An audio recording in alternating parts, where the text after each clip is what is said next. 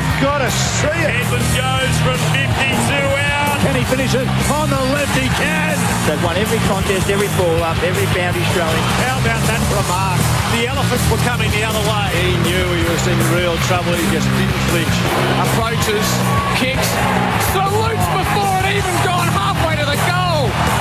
Oh, that's a brilliant kick. Closes to 60, unloads, it's going to get there. Yes! It curls, it curls, it is the goal. Sensational. He has got the distance and the accuracy. The crowd explode. Oh, how he stood up and led his club tonight. Backside, it's a goal. They roar from 47. I defy anyone to play better footy than that. You superstar. Grandstand AFL. 100% pure footy. On ABC Local Radio. Hello and welcome to those throughout New South Wales and Queensland, and also taking it around the Pacific region on Radio Australia and wherever you're listening on the web around the world. Welcome to Subiaco Oval, the second elimination final, and it's 2010 as we tick down now. We've seen one game last night resulting in a surprise result, it must be said. Not many people, maybe the most passionate of Saints fans, would have tipped their team to beat the reigning Premier Geelong. They did by 4 points, and that means now that St Kilda have a fortnight off. They're awaiting a preliminary final opponent, whilst the winner here today gets the reigning Premier next Friday night in Melbourne. So if it is Hawthorn, they'll have a 6-day turnaround and the travel factor, and of course so will the Dockers as well. As the Hawthorn banner is now lifted, we believe that the plane carrying Jeff Kennett and most of the administration of the Hawthorn Football Club has just landed at Perth Airport, and they are on their way here after a long delay earlier today. There are also problems with the AFL officials that were coming over here, including the normal master of ceremonies for finals campaigns in Craig Willis, and a couple of radio stations in Melbourne have to call the game off television today because they weren't able to get over here because of the flight concerns. But wherever you're listening to us around the globe, we'll bring you a commentary. Glenn Mitchell with Clint Weldon, and expert comments from John Annear and Ken Judge. Corbin Middlemass is down boundary side, and Ken Casellas has just come into the box, having seen his Claremont Colts get beaten this morning by Ken Judge's East Fremantle Colts. So luckily we've got them at either end of the commentary box, so the sparring won't continue. And of course John Doritich is the forward line coach. Steve Malaxis coaches East Fremantle. John Doritich is like to think he does. Yes.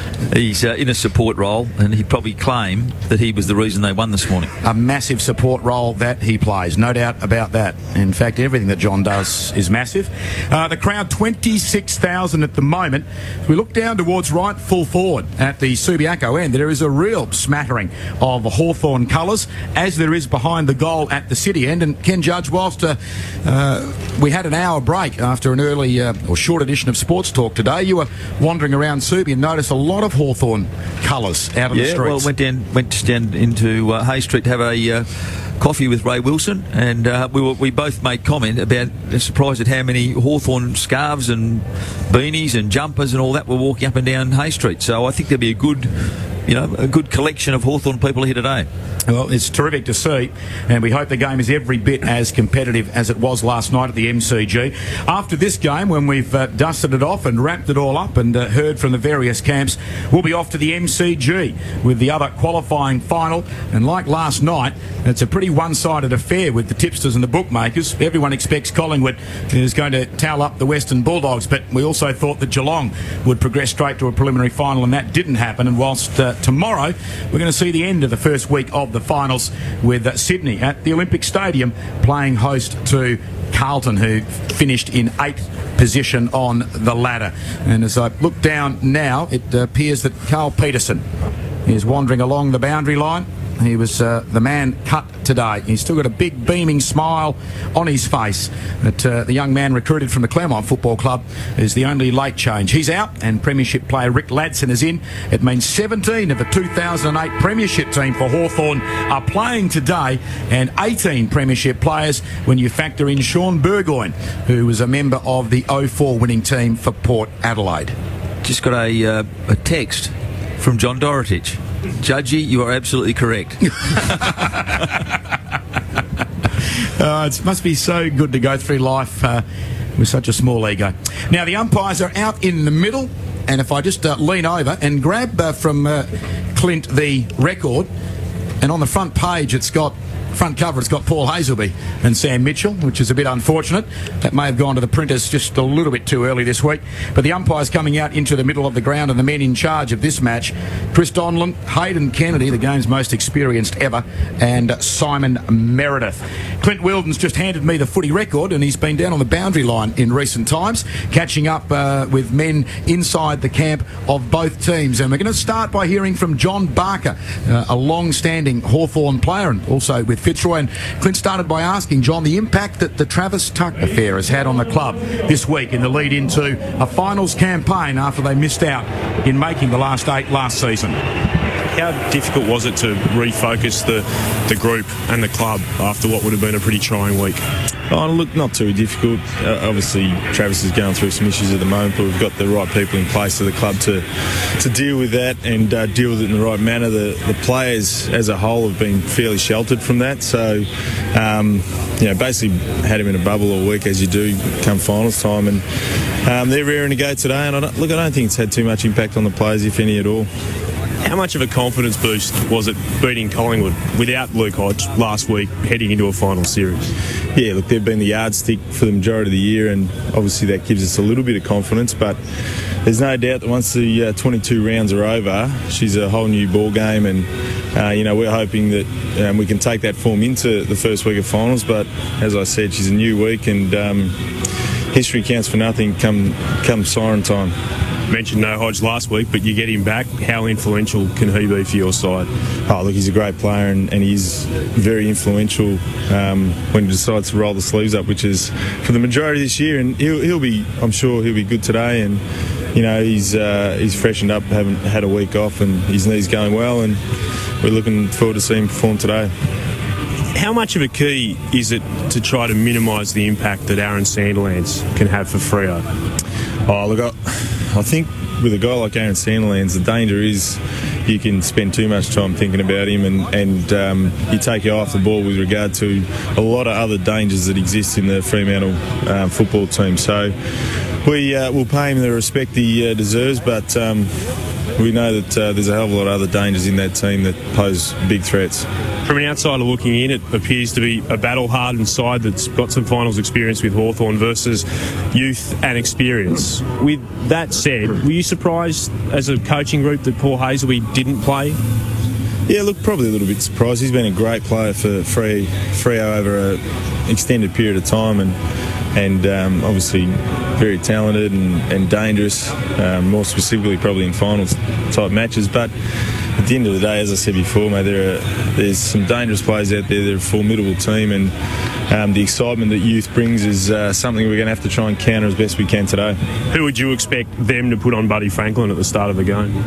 Oh, look, McFarlane's been put forward, yeah? Yeah, McFarlane played on Buddy a couple of weeks ago for the majority of the game, and I assume he'd start there, but you never know in games like this. One last one. The President's still on the way to the ground. Just a little bit of a late flight. Is there anyone else stuck on that plane, or everyone else over here for the Hawks? Oh, look, I'm not too sure who's on that plane. I know all the staff that need to be here for game day will be here, and I think Jeff will probably be a little bit livid about the situation he's found himself in, but I'm sure it'll be okay if we can get our nose in front at the right time today. Provided he rolls into the ground when you're in front, he'll be a happy president. I hope so. Thanks, John. Appreciate your time. No worries. Thanks, mate.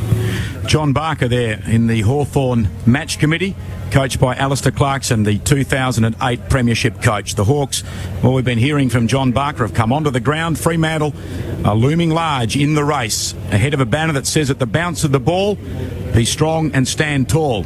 Well, with Aaron Sandlin's taking the opening bounce, you'd think that's probably pretty correct. At 211 centimetres, the tallest man to have played this sport at the highest level. And as far as history is concerned, along with Geelong, this is about the least favoured opponent that Fremantle would want. They have won 6 out of 22 previous starts. So the acid is on them today. The crowd downstairs is starting to get a little restless to our right, as they can see that the Dockers are starting to come down the race. And in fact, Mark Harvey is the first man out onto the ground ahead of the players themselves. Mark Harvey, the man who, with the bookmakers, was supposed to be the first coach sacked in 2010, could mount a very strong case to have been the most outstanding coach this season on what he's done with the Dockers. Matthew Pavlich collects a young girl who's the day mascot, wearing 29, in fact 32 on the back of her jumper. She's a Stephen Hill fan, but she's a Dockers fan in the main. And Fremantle gather as one in advance of the banner as they enter finals footy for the first time since 2006.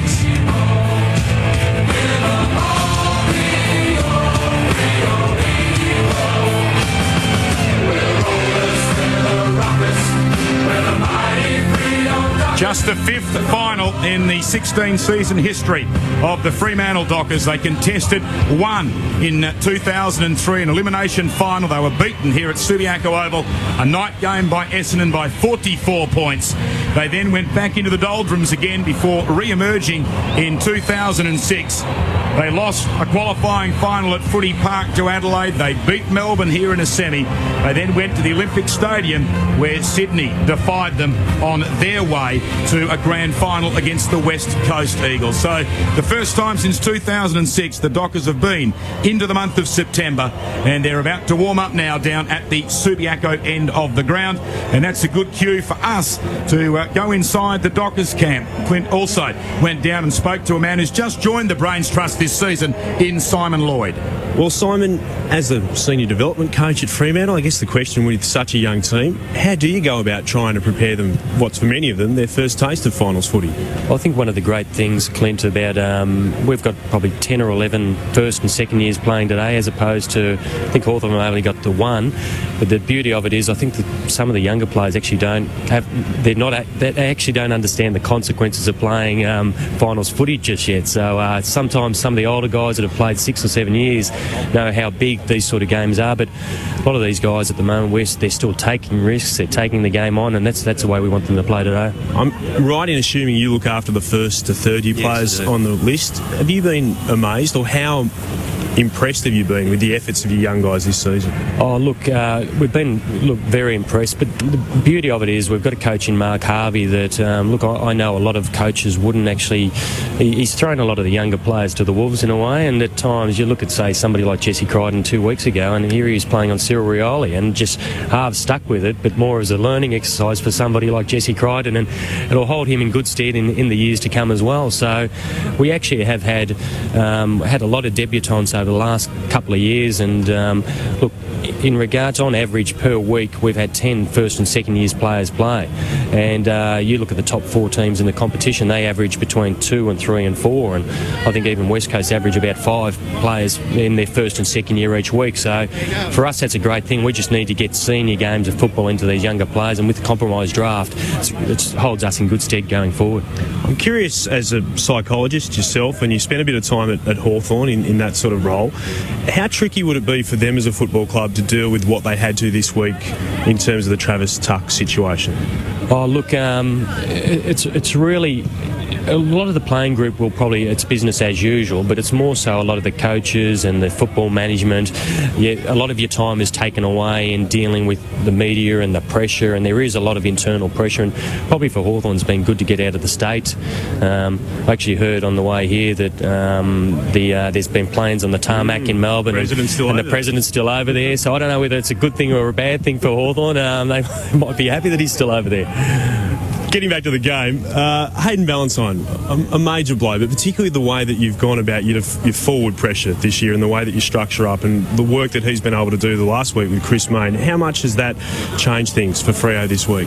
Oh, look, it does change a lot. Hayden Ballantyne, I showed a piece of vision during the week to our first to third years, and Hayden injured himself very early in the first quarter, and the last piece of play in the fourth quarter with a minute to go, Hayden was the one that actually chased down, and you can actually see him limping, which forced a kick wide where Michael Johnson spoilt it. So that was Hayden Ballantyne, still the pressure that he was putting on. So in a way, that's what we expect, and I spoke to the younger players about that resilience and that toughness that we need, and Hayden Ballantyne is one that he's one of these players that, look, he's antagonistic, he's a pest, and you'd love him in your team. internally, whatever happens from here, has the group exceeded expectations for 2010? Oh, look, I think at the start of the year, I myself thought, look, if we can win, have 8 to 10 wins for the year, that'd be great, and we can build on that. But it's one of those things where I think halves has really created a demanding ethos amongst the group, so they are demanding a lot of each other. But I think with your Michael Barlows and players that have really stepped up this year, that has been a surprise, but that's a credit to the club's list management as well, that I think they have done a really good job, and there's a fair amount of strategic planning that's gone in place. But I've seen it being at Collingwood and at Hawthorn. It takes a period of time, but for us, look, this is a first step for what's bigger and better, hopefully, over the next few years. A cheeky one to finish with, but you're involved with coaching. One of your brothers is involved with coaching. The other one, Matthew, in the media at the moment, with what's happened at Essendon. Have you spoken to him about maybe whether he's going to get involved in coaching? Oh, look, I'm not sure. Look, Matty's got a great eye for the game and loves the game. He's pretty comfortable just sitting there in the media at the moment, being able to throw pot shots. But look,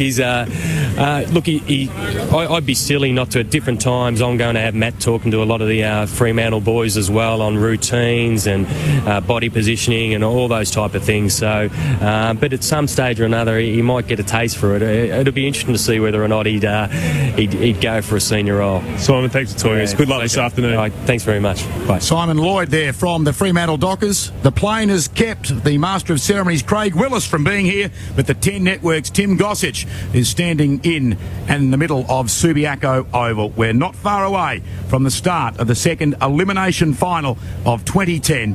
Fremantle at home to the might of the 2008 Premier in Hawthorn. And Premier partner Toyota welcome you to the second elimination final.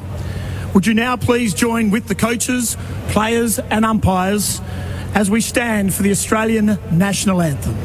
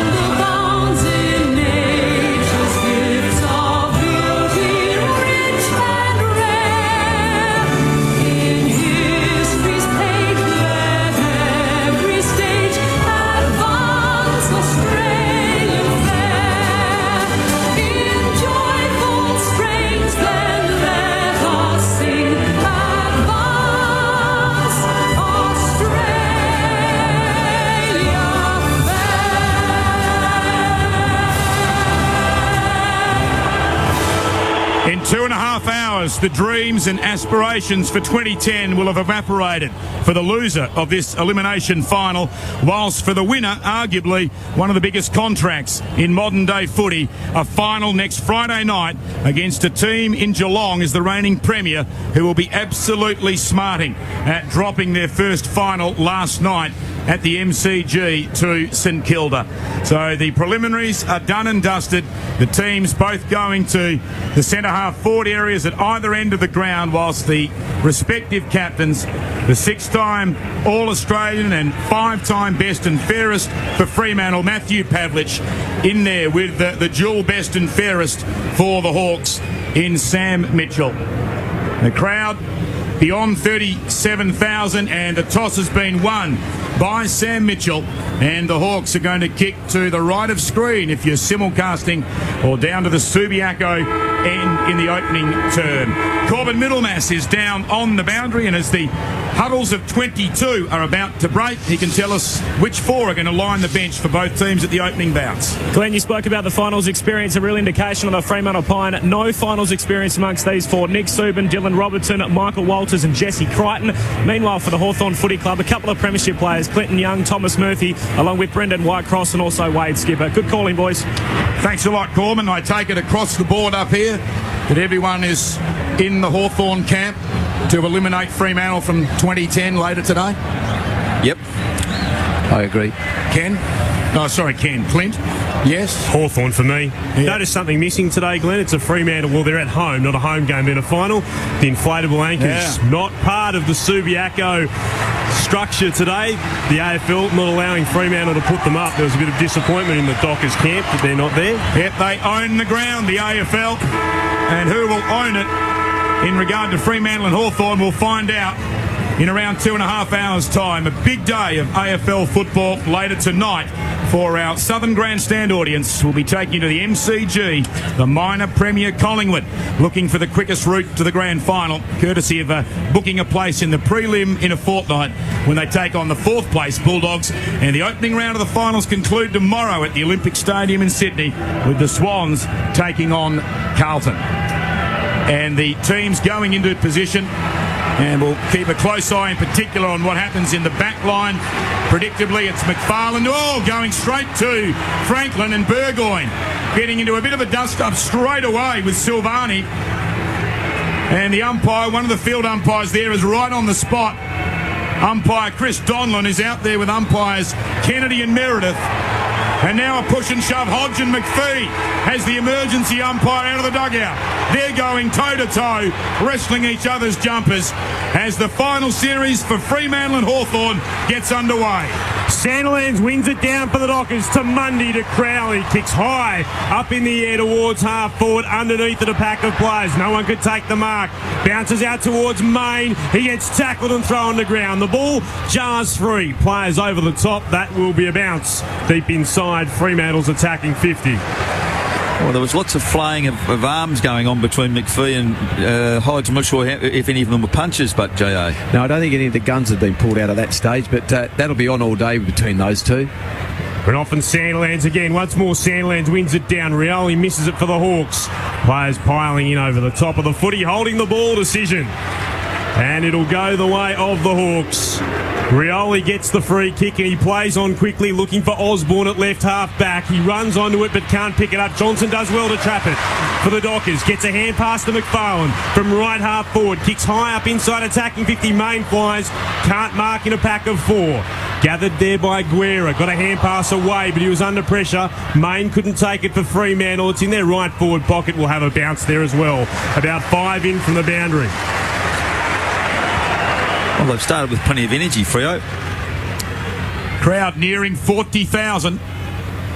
Sandilands holds front position, runs at it ahead of Renifert, palms it straight to Burgoyne. Lovely sidestep, gets the hand pass away to Gibson, receives it back. Burgoyne high to the outer side for the Hawks, off hands. McFarlane breaks through the traffic from right half forward, bombs it long to right, full forward. Pavlich couldn't take the mark. Hayden started up forward, snaps and misses from the tightest of angles near the Eagles race. Hit the post. At right full forward, grazing the goalpost. The opening score to the Dockers, 2 minutes in. Hawks quickly back into attack. They bring the ball towards right half back. Ellis is with it. Hands it off to Latson. Goes back. Under real pressure was Stratton. Just got a hand pass away. Osborne. Hand passes inboard. Robertson was there. Took it. Got knocked and a little bit hurt as well. Silvani rather. And saw it over the boundary line for a throw-in. He stands on Osborne as it's thrown in once more. Sandilands wrestling, and there's a free kick. And it's going the way of Stephen Hill. Been held, so Stephen Hill with the free kick gives it to Mundy. It's an ugly pass. It was low and flat, but ill-directed to Rioli. Gave it to Burgoyne of the Hawks. Now to Mitchell. Mitchell from centre wing towards right half forward. It's in space. No one around it. Dockers will get there first through Duffield. He's content to see it over the boundary line for a throw-in. Under 3 minutes gone in the opening term. Bateman's trying to run with Hill, and Hill's trying to get to Mitchell. One behind on the scoreboard. It's the Dockers. Both ruckmen miss it. Gathered instead as he turned around by Sandilands. On to Mundy again. Now he palms it off. This is Walters. Kicks towards left half forward. Poor kick mark. Should have been taken by Gibson. He knocked it to the ground. Gathered it. Just gets away from 2 tackles. One was Pavlich. The other Walters kicks high up towards centre wing, and there's a high shot. And the Hawks will get the ball through Hodge. He was taken high according to the umpire. So from centre wing, Hodge towards centre half forward. Good mark. Sliding out together is Roughhead. He's 51 outs. What about the kick from Hodge? How good was that? perfectly positioned. Roughhead saw it was into space and it was just spot on. Look, in the end it was very easy for Roughhead, but he just kicked it so much to his advantage. It wouldn't have mattered if the guy had been right behind him. Roughhead from about 52 out puts boot to ball. It'll bounce in front of the behind line and go through to the right hand side for a minor score. So we're level, one behind apiece after 4 minutes. Grandstand AFL on ABC Local Radio from Subiaco. Duffield short down the corridor to Broughton, who's played in 3 WAFL premierships at senior level with Subiaco on this ground. Pops it out wide now to Duffield. Right fullback goes to the defensive 50 out of side. Grover marks and plays on over top by hand to Hayden. Some fancy footwork when confronted by Brown. Hand passes back to the veteran in Grover. One bounce, looping hand pass over Ladson to Mundy. Just forward to the outer wing for the Dockers. Takes a bounce. Now measures his kick inside 50. Sandilands, the tallest and heaviest figure in the game, takes the mark. 30 out directly in front. Well, the signs there are good for Fremantle. When you start having Roger Hayden working off half-back like that, he's able to break lines. And, again, he initiated that forward movement where we've got Sandilands shooting for goals. Aaron Sandilands, not a renowned goal kicker. In his 155th game, he's only kicked 59 goals, and he can't get his 60th. Missing narrowly to the right at the city end. It gives the Dockers the lead. 2 behinds to 1. We've played 5 minutes. Guerra with the kicking for the Hawks, and he finds Whitecross beyond defensive 50. It's in the right half-back position. He plays on down the line. Hawks have got the numbers 2-on-1. Rioli wins it down nicely. Ellis will gather, running through and kicking towards Franklin, who marks on his chest. 70 out. He will load up. Mark looking for one inside attacking 50. Osborne was there up against Duffield. Osborne gathers. Right full forward. Steadies. Set as the football. Mark couldn't be taken at left full forward. Crowley got in the way, knocked it over and through for a minor. So we're even again, 2 behinds apiece after nearly 6 minutes in the opening term. Paul Duffield, the only Docker to have played each of the 23 games this season after the mass exodus from the lineup on the Thursday night prior to round 21 against the Hawks. Duffield goes long towards centre half back. Seemed to be nudged forward, then Sanders. No free kick. Off hands. It's gathered by McFarlane. Steadies after nearly tripping. High kick to the middle. Stratton favoured. Big leap after Walters lost his balance in front. Oh, Stratton's played on. His hand pass shinned the wrong way by Fremantle's Pavlich. Walters gathers on to Hayden. Fremantle have it now with 5. Hand pass to Pavlich. Can't control it overhead. Trying to mop up back there is Saul. Gets the hand pass away for Hawthorn. They sweep it out wide now. Not a great looking kick by Ellis, but it bounces kindly. The former All-Australian Brown in space. Kicks the Hawks towards Roughhead. In front though, coming in on the angle. The relieving chest mark by Duffield. Hand passes Fremantle Broughton, and he finds Fife at right half back. Scores level. Sorry, Clint, scores level. As you said, 2 apiece. They are at right half back, the Dockers, and they go into the centre square. Silvani marks. Already a record crowd in between these two sides. It's up over 41,000. Subin marks on the logo on the outer. Subin, content to just wait for a moment for something to appear. Now gets told to play on. Kicks on the left, high towards a packet right half forward. There were 3 Hawks who collided with each other. The ball went up in the air. Walters slapped it down for the Dockers. Sauls was there for the Hawks. Tries to find a teammate. Eventually it bounces out towards Stratton. His kick is along the boundary line and it will roll over for a throw-in.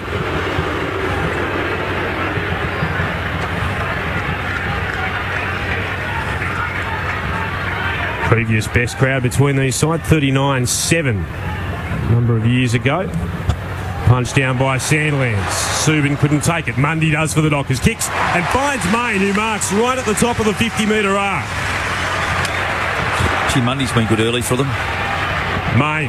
Oh, spots a free Docker. Broughton was all on his own. He was in 10 metres of space and he marks 40 out on a very slight angle.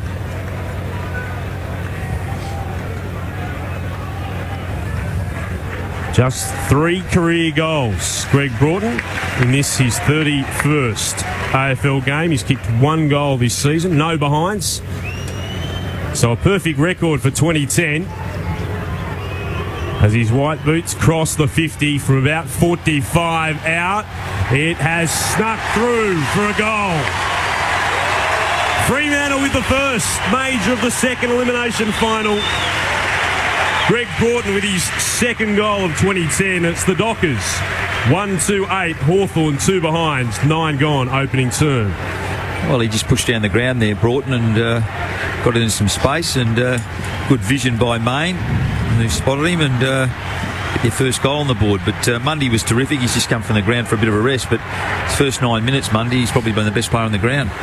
And a good result for the bookies. Well, I think many people would have backed Broughton to kick the first goal of the elimination final. And so Crowley is late into the centre square. Gets in there now. And the ball to be bounced back in the middle. First goal of the game going the way of Fremantle. One down by Sandlands, opposed to Skipper, trying to charge through and gather the ball. The Dockers, but the Hawthorn team en masse laying the heavy tackle in there on Morabito. Umpire's got to wait for Morabito to get up. He does now, and the ball is back in motion. Third man up, Burgoyne wins it down. Slapped on, though, by the opposite number 9 for Fremantle, McPhee. Gathering the ball, Osborne. He slung the ground very strongly in there by Crowley. The ball still in the centre square. In fact, Ladson, the last man up, who's the last man in. The late change. Carl Peterson missing out of the ball. Bounced again. Sandlands with a fist. Doesn't get it outside the centre square. They can now. Lewis gets a hand pass to Burgoyne for the Hawks. On to Sewell. Quick kick towards half forward. Rough head 2 to beat on the ground. Has the ball trapped to his body. He's laying on his back. Umpire will let it go on. And now bounce it. That was an interesting one. He was on his back, and the ball was pinned to him almost by the body of Duffield on top of him. So what's the difference? If he's laying on top of the ball, it's a free kick. Because he's laying on his back, they don't pay one. Get back to you on that. Lewis wins it down into the path of Ellis. He grabbed but not in possession. No whistle inside 50. As far as the Hawks are concerned, Grover does well. Gathers, hand passes off to Ibbotson. Hand pass to Hill.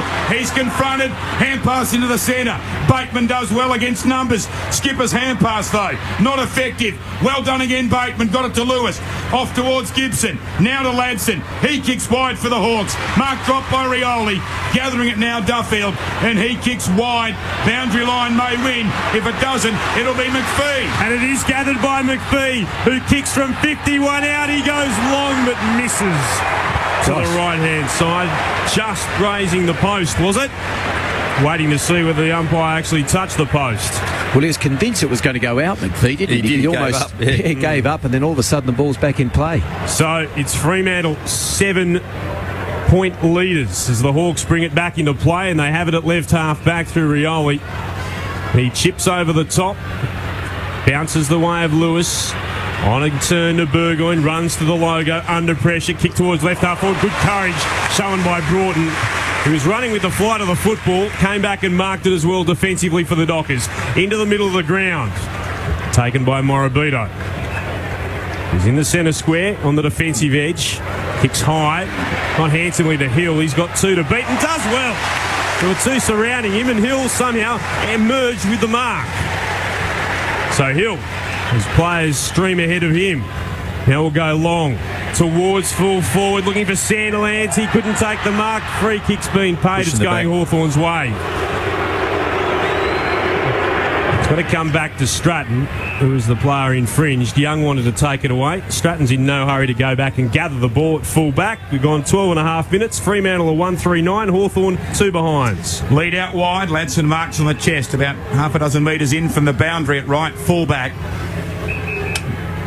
Threatening cloud cover has eased, and it's blue skies overhead as the short pass to the skipper Mitchell. Defensive 50. Hand passes now to the boundary line, taken there by Guerra with his 3rd AFL club. Gets around Main. Hand passes to Mitchell. Sitting on him was De Boer. He swatted it away. Loose ball, though, gathered by Young of the Hawks.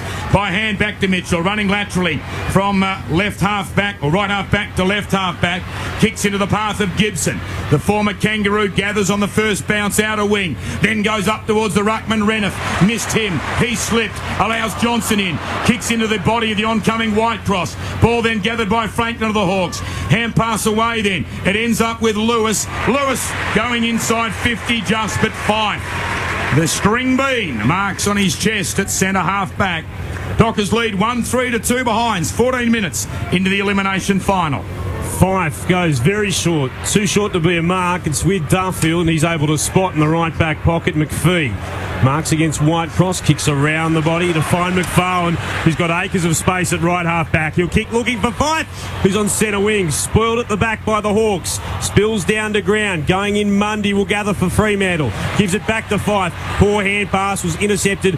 In turn will tap to ground by Bateman, who worked it on to Mitchell. On to Brown, who was tackled. Ball jarred out. Fife doing the tackling. De Boer tries to gather. His hand pass astray once more. Renouf takes it and then kicks into space at left half forward. Backing back McFarlane. He's got heaps of time. He kept it in play. And now jogs beyond his defensive 50. Now he's in a bit of trouble, McFarlane. Gets closed down and tackled by Osborne holding the ball. See, all a bit casual there from Luke McFarlane. Started his career at Hawthorn, was playing from again then. Had so much time in the end, too much, didn't do much with it, went to Mitchell, then on in turn to Bateman towards full forward, defensive mark taken by the Dockers.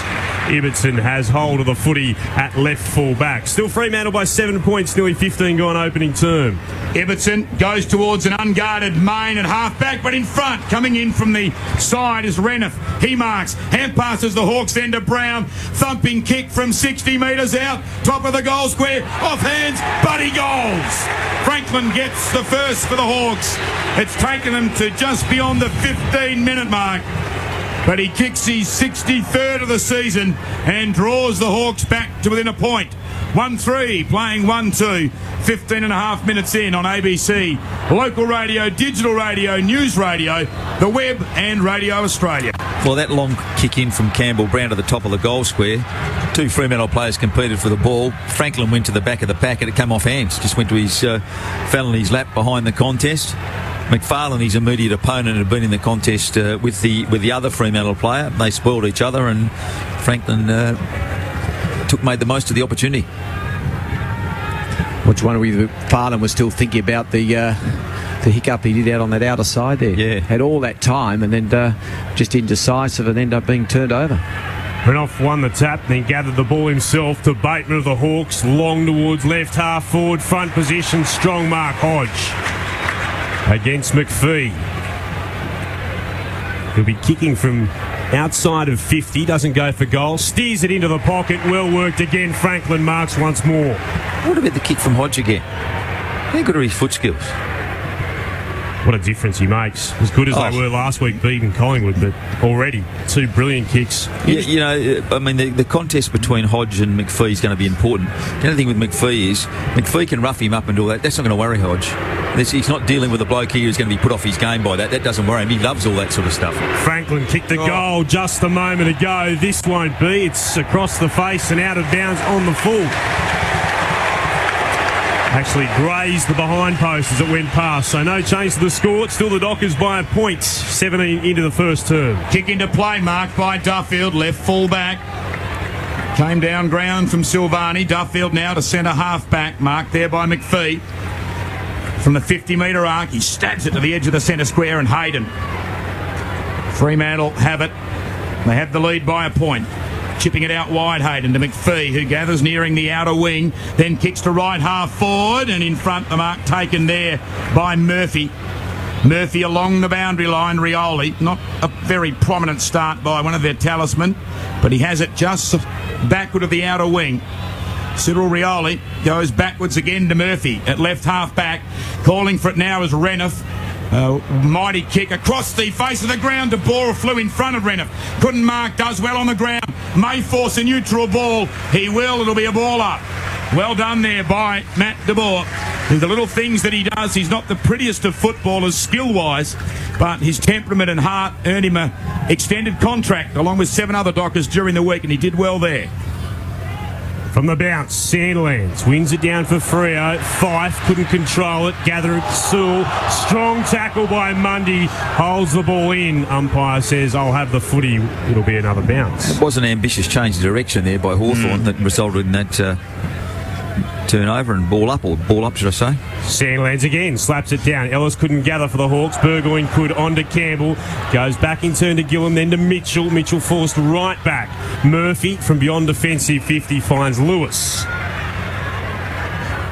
Still bright sunshine overhead at Subiaco as Lewis for Hawthorn kicks to an unmarked Gibson at centre half back. He plays on by hand to the skipper in Mitchell. Mitchell will kick out towards Sewell, who heads to the outer wing. Ball bounces, he gathers, he's got Fife with him. Sewell for the Hawks towards left half forward, hits Roughhead on the chest. 52 metres out. He's got options across half forward, that's ignored. Whitecross was there. He will put it up into the pocket, looking for, and well marked by Wade Skipper. So Skipper's got it at left full forward as, again, a couple of players push and shove off the ball. It's interesting, Clint, you look at the history of the two power forwards for the Hawks. Roughhead 10 goals in 5 matches against Fremantle, and Buddy hasn't fared much better, 15 goals in 6. Average is just 2.2 goals a game at Subiaco, which is down on his average of 3.3 at other venues. They both need to lift to give him a real chance today. This is Skipper. From hard up against the boundary, had little angle to work with and misses to the left-hand side. Scores a level, though, after 19 minutes. Opening term of the second elimination final. It's Fremantle and the Hawks, both 1-3-9.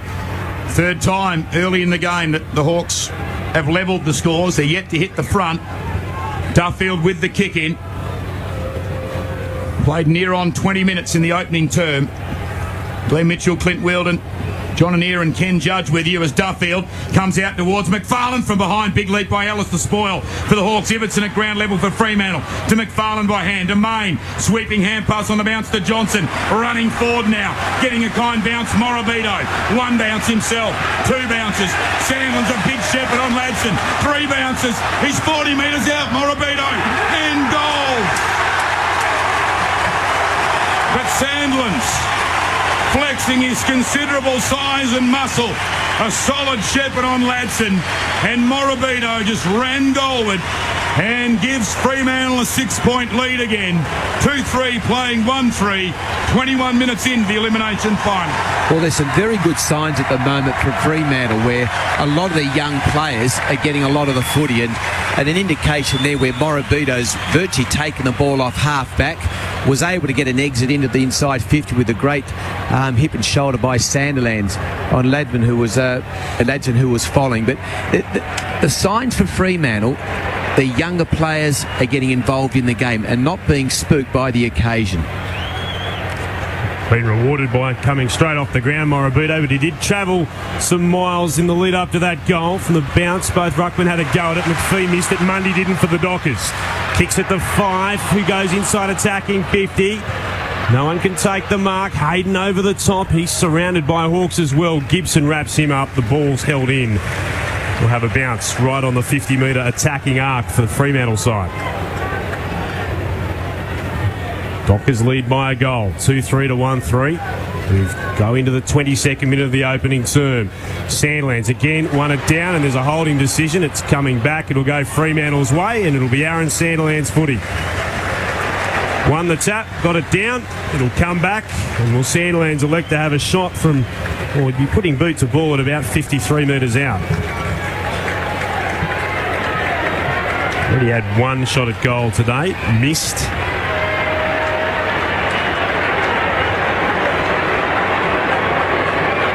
So Sandlands, the big fella from 52 out. That's a terrific looking kick. It is a wonderful kick, and he punches the air in celebration as the purple flags fly around Subiaco. Fremantle 3-3-21, Hawthorn a 1-3-9, 22 and a half gone opening term. Grandstand AFL on ABC local radio and digital radio. Well, terrific kick there by Sandilands from outside 50. I suppose what tends to happen is, you just bomb away, don't you? That one went straight when you consider the one he missed earlier, which I would have thought was pretty much a lay-down misère for him. He didn't get it. Got that one from just outside 50, so good effort by him, and good start by Freo. And the crowd, Corbin Middlemass, certainly getting involved today. Absolutely electric down here, Glenn. And a bit of news as well. The Hawthorn hierarchy, including their president, Jeff Kennett, just arrived a short time ago. Well, since then, they've gone pear-shaped. They've conceded 2 goals, having drawn level. President won't like that. Sandlands and Skipper miss it in the middle, but Skipper gets the spillage. High left footer towards left half forward for Hawthorn. Well done back there by Broughton, opposed to Burgoyne. And the Fremantle defender in Broughton forcing it out of play for a throw-in at right half back. 24 minutes travelled in the second elimination final. As the name suggests, the loser is out as the ball thrown in. Over the back, Subin, over the footy. Hodge tackles him, so too does Skipper. The umpire saying he had no advantage or no opportunity. And the ball will be bounced. Just outside 50 for the Hawks at left half forward. Sandlands again. Towering over Wade Skipper, slaps it down with the left palm. Hand pass attempted out of the congestion by Broughton and Fremantle. No one can gather it cleanly. McPhee did, then fell over, lost the ball. Burgoyne slings out a hand pass, bounces okay for his captain. Mitchell by hand to Stratton, left footer into the pocket, off hands, high on the Fremantle Docker defender Silvani in the marking contest. Back in Docker's colours this week. He kicks right back to the defensive goal line, and Hayden runs away from his opponent and chips dangerously and short and inaccurately, and it's taken by Lewis. He sends it back inside attacking 50. His kick wasn't great either. No one could take a mark for the Hawks. Wrestle on as Ibbotson gathers and goes beyond defensive 50. Outer wing. Strong mark taken by the Dockers through Johnson. He's just between right half back and centre wing, underneath where the inflatable anchor normally is at Subiaco on Fremantle match days. He kicks down the line. Crowley couldn't take the mark up against Guerra, and the ball's seen over the boundary line for a throw-in. Corbin Middlemass is on the boundary. Aaron Sandilands just limping off the ground, assisted by the physio. They're just having a look at him at the moment. Ball thrown back into play. The Dockers lead by 2 goals. Tapped down by Johnson doing the ruck work, but it's through to Hawthorn through Rioli. Kicks around the body and ill-directed. Ibbotson marks. Will send the ball into the centre square to Morabito, who marks and elects to play on. He'll run down the line on the outer side of the ground towards centre half forward. Pavlich flew, couldn't mark at the back. Gathered by Main. Main will chip towards goal, and he steers it through. Didn't really belt the ball through the big sticks, but it did enough to see Fremantle kick their fourth, and the Dockers have got a great start to the second elimination final at Subi. It's Fremantle 4-3-27, Hawthorn 1-3-9, 26 gone opening term. Well, I guess you just see it's worth mentioning just Pavlich's role here. The quick movement that Morabito again had with carrying the ball, posted it up to Pavlich, and again being double teamed enabled the smaller players of Fremantle to get to the fall of the ball, where Main was able to finish off for another good goal for Fremantle. Corbin. Looks as if it's a left knee complaint for Aaron Sandilands, who just struck in it at the moment. Mark Harvey's down in advance of the dugout. He leans his head in and has a chat to Sandlands as the ball is bounced in the middle. It's Johnson in there now opposed to Reniff. He double palms it down for Fremantle. Chance for Ladson. Gets a hand pass away. Reniff then with a right fist knocks it over the centre circles. But going in and gathering his Walters for the Dockers. High hand pass. Subin fell over. The ball was tapped down from overhead by the Hawks. Running onto it now, Guerra. Almost running out of room for Hawthorn. Grubbers a kick along the boundary line. Wriggling out of the Ibbotson tackle as Whitecross. Awkward looking high left footer. Inside 50. A lot of Fremantle jumpers there.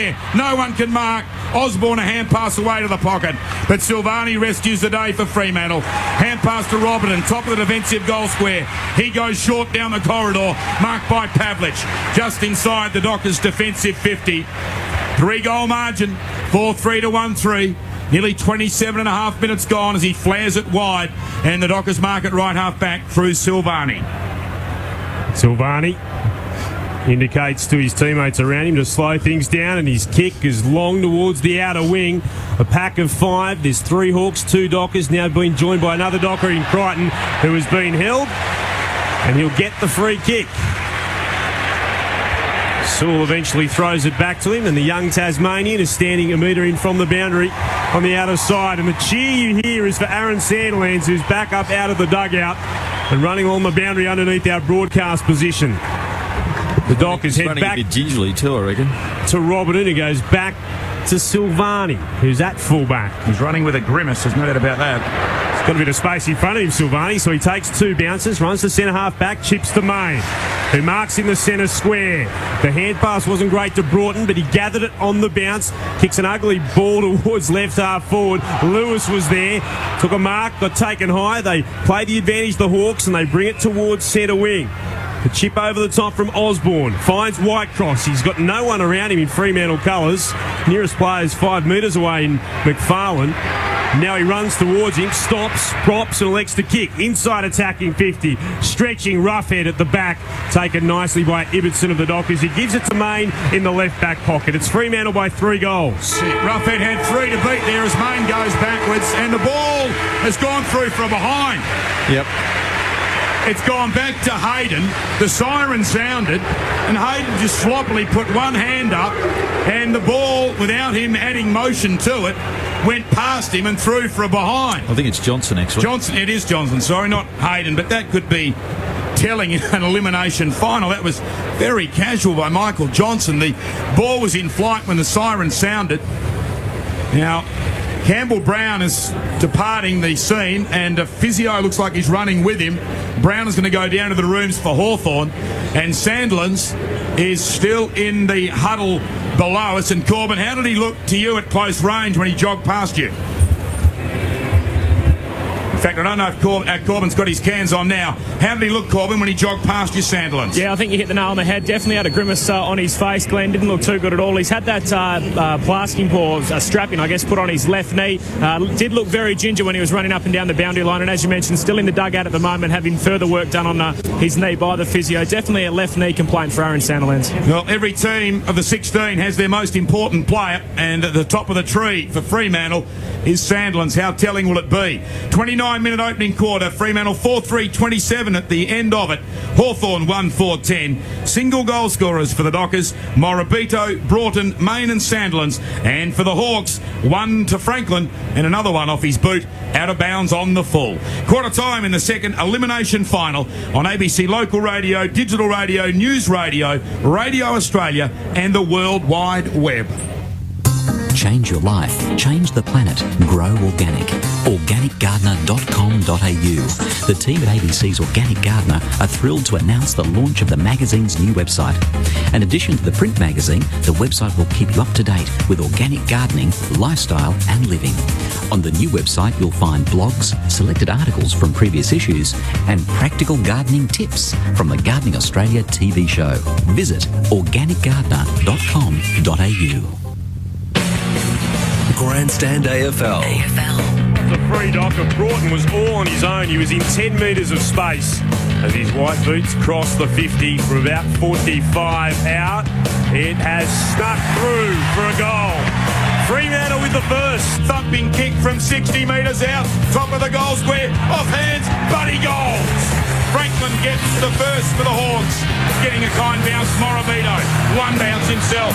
2 bounces. Sandlands a big shepherd on Ladson. 3 bounces. He's 40 metres out. Morabito. And goal. So Sandlands, the big fella from 52 out. That's a terrific looking kick. It is a wonderful kick. And he punches the air in celebration. Gathered by Main. Main will chip towards goal. And he steers it through. Grandstand AFL on ABC Local Radio. What a terrific quarter for Freo. They certainly, I mean, they didn't look like a team that had no players that had played in a grand final and 13 that had never tasted finals footy. Well, I don't think you could have scripted it better where, in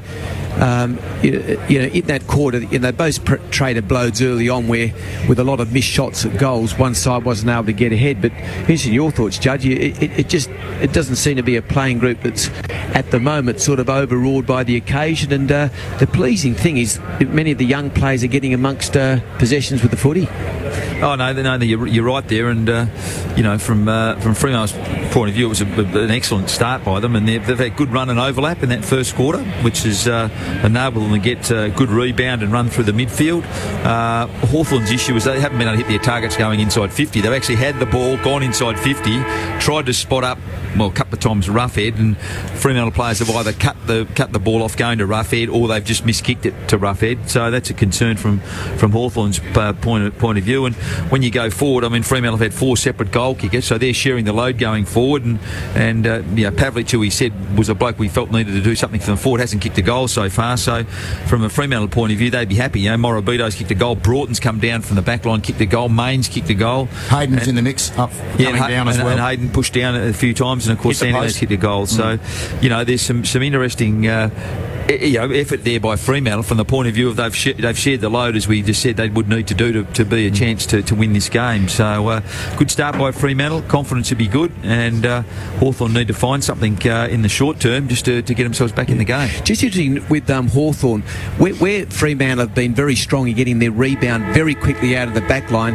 Hawthorn are really trying to slow them down or slow the ball carry down. There's been a number of occasions now where Fremantle will be instinctively wanting to play on, haven't been able to do that, and that bottling up is obviously a strategy by Hawthorn just to slow down the game and not allow them to having those quick stings into their inside 50. Fremantle taking up position. He could have thrown a blanket over the Hawthorn team. They just break now. Ken Casellas, quarter time stats with Fremantle out over the Hawks by 17 points. Well, at quarter time, the leading possession getters for Fremantle, Greg Broughton, 4 marks and 6 kicks. Alex Silvani, 3 marks, 5 kicks, 1 effective hand pass. Paul Duffield, 3 marks, 4 kicks, 1 hand pass. David Mundy, 3 kicks and 4 effective hand passes. Ibbetson's had 5 disposals. Brendan Whitecross for Hawthorn, 2 marks and 4 kicks. Ben Stratton, 1 mark, 4 kicks, 1 hand pass. Sam Mitchell, 1 mark, 4 kicks, 5 effective hand passes, 5 disposals to Rioli and 4 to Tom Murphy. Free kicks, 4 to the Dockers, 5 to Hawthorn. Centre clearances, 2 to Fremantle, 4 to Hawthorn, and Hawthorn have gone inside 50 attacking zone 14 times to Fremantle's 10. Biggest crowd in a long time at Subiaco Oval, 42,500. It's within about 900 or so of the limit and capacity. Sandlands crouches over. The leg heavily strapped. He's back in the ruck. Mistimed his approach. Renouf palms it down for the Hawks. Mitchell another clearance to hand pass to Saul. Left footer towards Franklin with him. McFarlane clears the pair. McFarlane tracking will want the boundary line, and as he's tackled beyond the line, slung down, free kick. But he knew that he was over the boundary. Just wanted to perhaps just give him an ache or two. Slammed him into the ground, and silly play really. Clarkson coaching from the boundary side as the high kick for McFarlane, marked by the man Mountain. He's still not 100%. Sandlands grimaces. No, he's not right. He backpedals a little right footer along the boundary line to McPhee. He can see the pain etched on his face, and as he was going back to take the kick. Rioli now fighting out of his weight division. That is like a moose taking on a cat. As the kick goes high here from McPhee to the wing. Good fly by Johnson for the Dockers. Couldn't mark. Mitchell the crumbs. Hand pass too slick for Guerra. Boundary line looms. Throw in just forward of right wing for the Dockers. Glenn, interesting that first centre bounce with Sandler. Didn't have confidence or to jump. He really just stood there and allowed the Hawthorn ruckman just to tap it out. Campbell Brown back from the rooms and on the Hawks bench. Throwing in. Renouf front position, 1 it down. Only to Hill of the Dockers though. He escaped 1 tackle. Hand passes off to Ibbetson. Hand pass was to no one in particular. In the end, socket off the ground and out of bounds on the full by McPhee, who wasn't happy with his efforts and slammed the ground afterwards. They play on quickly, the Hawks. Getting it back into play with it now. Ladson, who finds Guerra. Non-defensive 50s at left half back. Spots a free player in Murphy, centre half back. Back to Ladson. Dangerous pass. Just finds Rioli. Main was closing him down. Rioli. Hand pass to Ladson. Runs through the centre circles and kicks into an open forward line. Players getting back there for both sides. It'll bounce towards Grover. Couldn't take it cleanly. Trapped then by Roughhead of the Hawks. He gets a bit of support as well. Stolen in the end by Renouf, who kicks on goal. And he misses, putting it across the face. Should have done better. He had a bit more time than maybe he thought to, Renouf. Minor score to the Hawks. It's 3:04.327. Hawthorn 1-5-11. Corbin, was Clarkson coaching from the boundary line in the first quarter? Yeah, I think he was. He's down there now. I just saw some vision of him with the headset on. He's actually been coaching for the boundary line for a number of weeks. Yeah, I was interested as to whether coaches were tried in finals, but he is. Duffield's kick in, body on body, contact illegal, and the free kick is going the way of Sandlands against Renouf. He's on the defensive 50. There's no doubt that he is limping at the moment as he parades around the ground. He kicks into the centre half back area marked by Crowley. In fact, in the centre square in advance of centre half back. Burgoyne and Skipper coming on below us for the Hawks. Beautiful kick by Crowley. McPhee marks. Hand passes the Dockers towards Duffield. Straightens up with a left footer inside 50. Sewell. Good mark. Too much composure there opposed to Walters. As the premiership player just dobs it out into the pocket. Murphy will go short. Burgoyne marks it well. Right on the line. He was straddling the line with his feet, but boundary umpire right on the line, and it didn't go out on the full. Ladson now. He goes short along the boundary line, just 15 metres. And Skipper's got it for the Hawks. 3.5 minutes into the second quarter. 16-point margin to the Dockers. Skipper, long and high, towards left half forward. Roughhead was there, and free kick though, there was a push against Grover, and Grover will get the ball at right half back for Fremantle. And chips to Sandilands, who always had the height advantage against Osborne. Was in front. Osborne really needed a step ladder to be involved in that. He had the height, the reach, he had everything. That marking contest. He'll go short, but just short enough for Johnson. I'd fancy he'd rather have Osborne's left knee at the moment, though, Sandilands, as Johnson goes back, back to Duffield. Left foot would be 2 foot off the ground. He'd have to hop around. Well, you can have a transplant, can't you? Is there such a thing as a knee transplant? He's still in a bit of pain, the big Docker, as Fremantle through Duffield have it again at right half back after Mundy marked. He's grimacing, Clint. He's right in front of us at the moment. He's in real trouble. Sandilands still on the ground, front position, juggled mark, couldn't take it that time. Spilled down, but again, good work. Gathers the crumbs. Hand passes to the skipper in Pavlich, who was set upon by 2, and the ball's over the boundary line for a throw-in. He wants to come off. He's called Johnson up into the ruck. He's going to go forward, Sandilands. He just signalled Johnson to come up off the half-back line. So Johnson from behind does win it down in front of us. Mundy dives over the footy for Fremantle. Rioli holds him to the ground. Now rolls him over. The umpire will ball it up here on the wing. Corbin on the boundary. As you mentioned, Glenn, just moved forward a short time ago. Before that, just hadn't moved from about a 15-metre radius standing on this broadcast wing. He could barely move at all. Yeah, it looked like he was flirting in his mind with whether he needed to just come off. Now he jogs down towards full forward. Free kick in the ruck contest. This time Hawthorn come up with the whistle, and the free kick going the way of Skipper. Skipper punches it out low with a left boot, marked by Ladson in space. Goes towards Franklin on the lead, and Buddy marks. He's within range, takes on the man on the mark. Tackle by McFarlane. Hand passes. Ellis in space. Left footer towards Howe. Free kick against Franklin. He's gone high with a push on the side of McFarlane's face as Ellis was kicking him to full forward, and he's given away the free, Buddy, in an indisciplined act, and the ball with McFarlane, who kicks in towards centre half back and Ibbotson. Well, what Buddy needs to do is worry about getting the ball instead of the carry-on that we've seen. His last couple of efforts have been ordinary. Ibbotson short to Duffield, who marks top of the defensive arc. Sorry, Clint, he had gone back. He was well within range then, rather than trying to take on and fancy foot the man on the mark. But Duffield to McFarlane, and McFarlane heads down the outer side. Mark couldn't be taken, but it's high. It was brought out there, and he got taken around the chops by Murphy. But McFarlane really is doing a terrific job. He's running off Franklin on numerous occasions, picking up possessions, and Franklin's just staying put. Fremantle look for Morabito at left half forward. He couldn't take it. They lose possession. The Hawks with it through Burgoyne. Taken by Sewell, chips from the logo outer side to guess who? Well, to be Buddy with the reaction from the Fremantle fans. Used to be Dermot. Yeah. Oh, it's Chris Judd at times as well. Buddy wants an option. He doesn't really have one, so he's forced to kick it long towards the right forward pocket. There's Dockers with the numbers out there. There's a free kick. Holding Hodge. And it was McPhee, and Hodge will get it. Bit lucky there, he just kicked to a 2-on-1. Well, actually, McPhee didn't need to get involved, did he, Ken? Because the ball had gone over the top of him. It was marked behind by Duffield.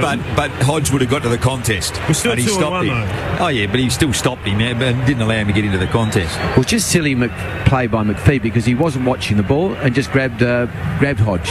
And there was no need. I mean, there was a 2-on-1 situation in Fremantle's favour. So it's Hodge with it.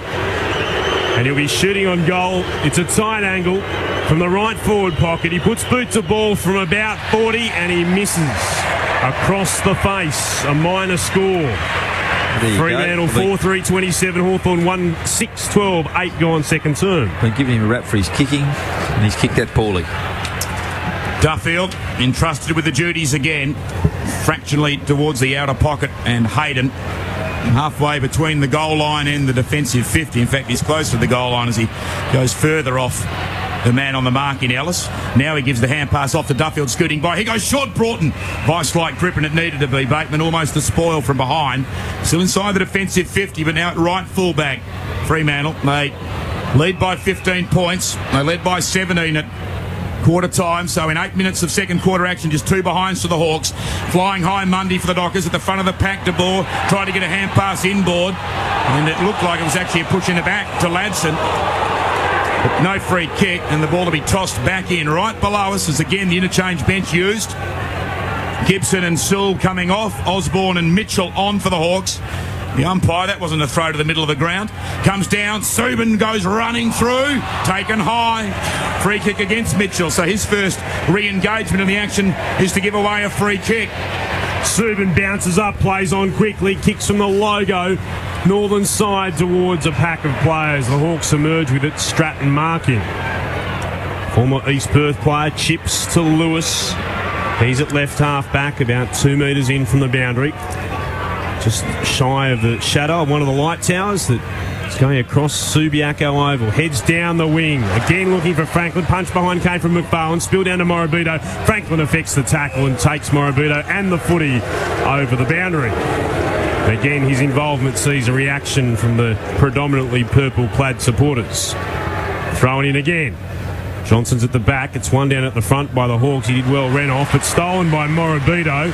Races across half back, hands it for 5, takes it, then got tackled quickly by Burgoyne. The ball jars out. Duffield takes it. Burgoyne again affects the tackle. Wonderful. Turns it over.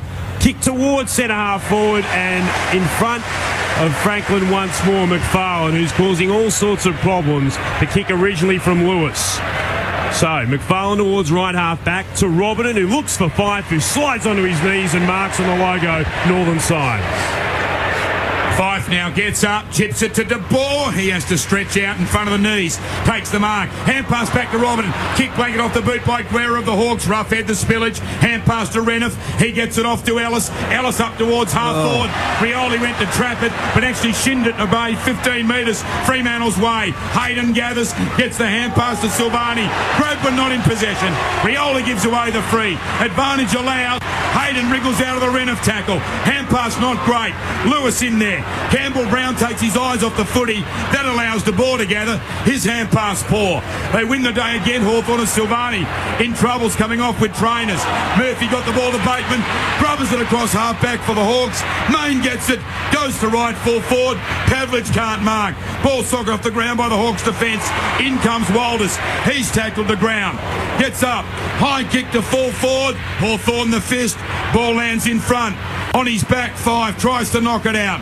Charging through Bateman, loses his footing, gets the hand pass away, and in the end, Guerra the clearing kick, Broughton the mark at right half forward for the Dockers. And he'll send it back from whence it came, but again it's inaccurate. It's marked by Mitchell. Inside his defensive 50. How Silvani look, Corbin?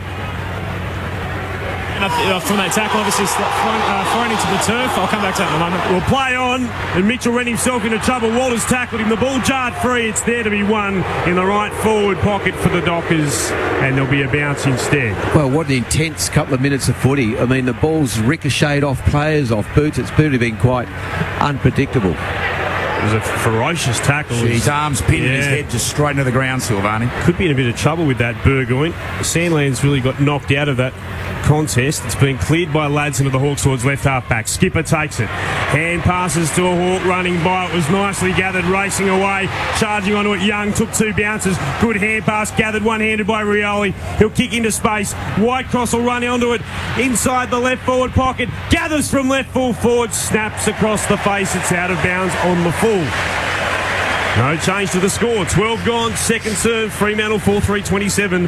Hawthorn 1-6-12. Grandstand AFL on ABC Local Radio and Digital Radio. Clint Wilden, Glenn Mitchell, Ken Judge and John Annear. It's the problem when you see the ball turned over. Often you've got not much inside 50. They had Whitecross was the only man inside about 75 metres when the ball was just forward of the wing for the Dockers. The kick across the defensive goalmouth has been marked by Grover. High kick, big fly by Subin. Didn't get a hand on it, and he went too early.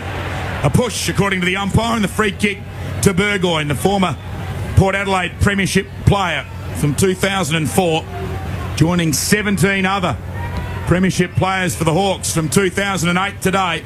Plenty of finals experience. He goes to left full forward. Franklin up over him. He was double teamed. Grover in front, McFarlane behind, and it dribbles behind the trio. 4 are behind. 4-3-27. Fremantle. Hawthorn are 1-8, 1-7-13. Corbin. Yeah, Alex Silvani still looks a bit groggy. Just walked up and down the boundary line a short time ago. Looks like he's nursing a fair headache. When he came off the ground, one of the trainers actually had to duck his head to make sure he avoided the concrete on the dugout. Dockers have moved it quickly right through the corridor. Fife kicks it towards Pavlich. Couldn't take the mark across centre half forward. Ball spilled out. Ladson's there, wrapped up by Pavlich. It'll be a bounce. They did race that through the centre, the Dockers, and in the end, neutral ball between right half forward and centre half forward. Just a reminder, when these teams last met, Hawthorn led by 69 points at half time. Won by 116. Tat, one down to the Dockers. Came to Hill. His hand pass was to no one in particular. Guerra got onto it for the Hawks. Kicked it back towards the northern wing. Osborne in front. Got the ball to ground. Then got a hand pass away out towards Burgoyne. Moves it to Skipper from left half back. Looking for Franklin over his head. So too McFarlane. Ball bounces onto the deck. Taken, well, not quite by Crowley. Under pressure by Young. He saw it over the boundary line though, and he'd be happy with that as the end result. Hawks have had more scoring shots, 8 to Fremantle's 7, but it's 4-3-27 the Dockers. Hawthorn 1-7-13, 14 and a half gone second term. Sandlin's in the ruck. He squats it down so hard it bounced off the chest of Hawthorn's Ellis. Loose ball then gathered by Saul of the Hawks. Hand pass to Burgoyne. Goes looking for Buddy. Again the ball over his head. Roughhead comes in support. A right footer from right on the boundary line. High towards full forward. Subin spoils. Fremantle have the numbers, but Duffield can't gather it. And eventually it trickles out of play for a behind. Right against the right behind post at the city end. Ellis being spoken to by one of the trainers. It's a pretty willing encounter at the moment. And it's the end of the season for the loser. Ball tossed in. Skipper and Reniff go up either side of Sandlands. Off the ground, Skipper gets Reniff gets a hand pass away. In the end, it's gathered there by Skipper. Shoots on goals. Going back, Walters fumbles it through for a behind, and down and in trouble is Ellis again. He's very slow to get up. 1-8 now, Hawthorn. Fremantle 4-3-27. We played 15 minutes in the second term, and he's holding his right ankle, grimacing in pain, Xavier Ellis. Yeah, as he went to try to gather the football, he's in serious strife, Ellis. One of only 5 Hawks to have played every game this season, and he's in a lot of trouble. Just repeating the score, 1-8-14 Hawthorn. Playing 4-3-27, 16 minutes gone before a crowd of 42,600. He's under his own steam at the moment. No, he's back in the hands of the trainers after trying to limp away. The Dockers through Duffield, head down the outer side. They were looking for Main, couldn't take the mark. In fact, it's gone over and out of bounds on the full. So free kick for the Hawks at right half forward. Burgoyne takes it, kicks across half forward again. Poor direction. Hayden's able to gather. Young tackles. Ball spills away. Taken by Murphy of Hawthorn. Surrounded by Dockers. Goes back by hand to Sewell. Sewell chip inside attacking 50. He was hoping for Franklin. Instead it found Subin. Franklin was out after. It's off hands and over for a boundary throw-in. So plenty of concerns with the ankle for Ellis as he's been attended to just in front of the dugouts. He's a bad loss if he can't come back on because he's a good player, Ellis. Thrown in. There's a free kick, though. The ball's coming back. I think it's going the way of the Hawks, and they'll have a shot on goal. It's against Crowley. It'll go to Young. Yep. So Young will have the opportunity to have a shot on goal, and goodness me, an understatement to say the Hawks need it. And you would suggest, from looking at some of the vision we've seen there, Glenn, that it's done for the day for Ellis, the left ankle. And Clint Young coming in for his first kick for the afternoon. So, 15 goals, 9 for the season for Clint Young. 42 in his career. The Hawks desperately need him to kick straight. He doesn't. Missing to the right-hand side, the near side. They're now 1-9, 15 Hawthorn. Fremantle in front. J.A. 27. Ellis going for a jab. You're a physio. He's going into the rooms. Be no doubt for that.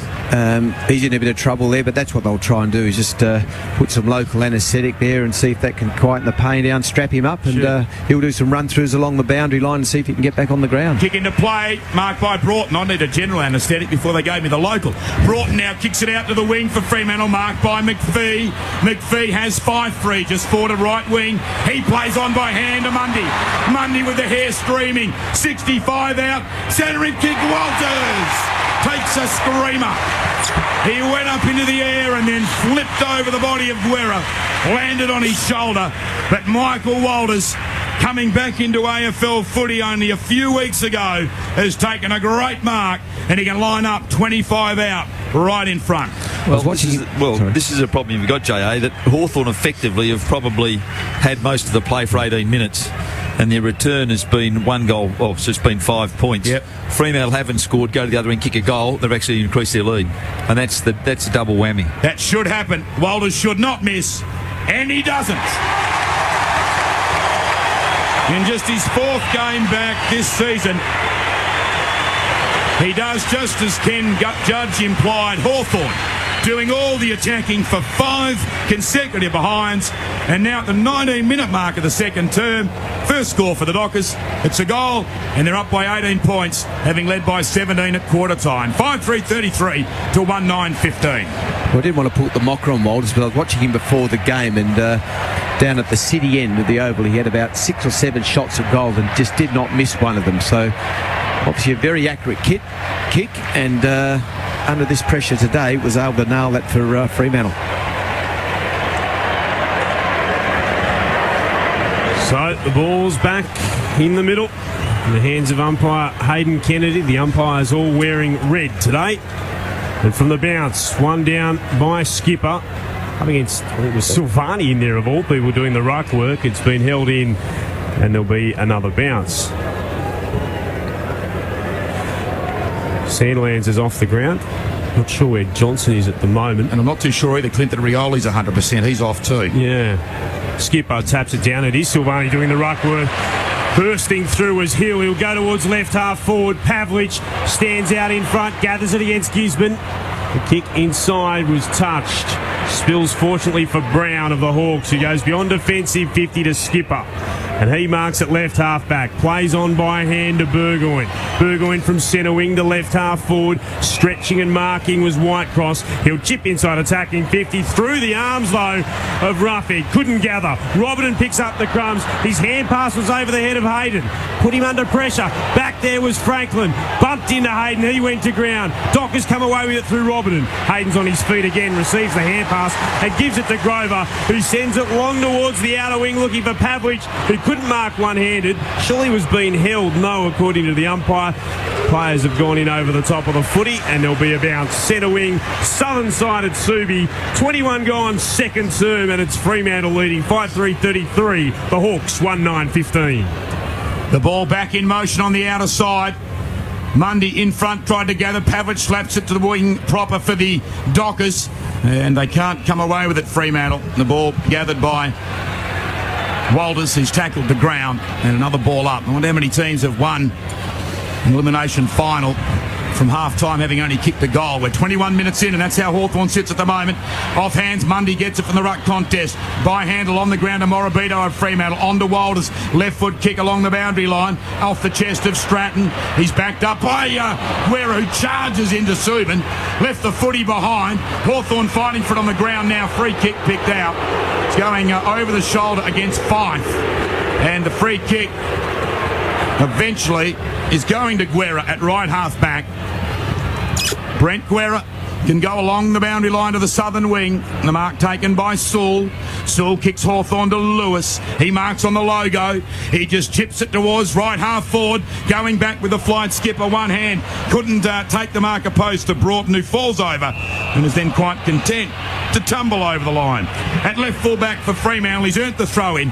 22 minutes gone in this third and this second quarter, and it's a lead of 18 points to the Dockers.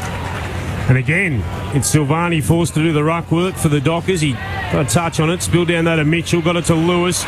Neither could take it cleanly. Morabito emerges for Fremantle. Heads towards the outer side, running with the flight of the football and then marking with Subin. Going by him, Pavlich receives the hand pass. He goes inside attacking 50. Grubberell on the ground. Main was over the top, couldn't take it. De Boer could, got it back to Main. He was tackled. Hand pass to Pavlich. Showed some lovely skills. Snaps on goal. And the captain kicks it. And he'll celebrate as well. Surrounded by his teammates at the Subiaco end of the ground. The Dockers have got their lead out to 24 points. Fremantle 6-3-39, Hawthorn 1-9-15, 23 gone, second term. Well, they've got all the answers at the moment, Fremantle, doing all the attacking now. After Hawthorn had all the ball in the first 18 minutes of the quarter. And Pavlich has just kicked his first goal. And they're in some serious pain at the moment, Hawthorn. Sandlin's back on the ground. The pain doesn't seem as evident. He's moving a little bit more freely as he runs towards the full forward area. Freo crowd, which is here en masse, 42,500 in. And the ball bounced close to half-time, 4-goal lead. Down to Burgoyne, got a hand pass away. Young slaps it forward for the Hawks. Crowley, very quick hand pass on the fall under pressure to Grover, who kicks an awkward helicopter to half forward for Freo. Brown is there, gathers, goes back defensively by hand to Stratton. Kick now back towards half-back. Marked by Renouf. The overlap coming from Murphy. Hand pass to Burgoyne. Can kick Hawthorn in the Franklin direction.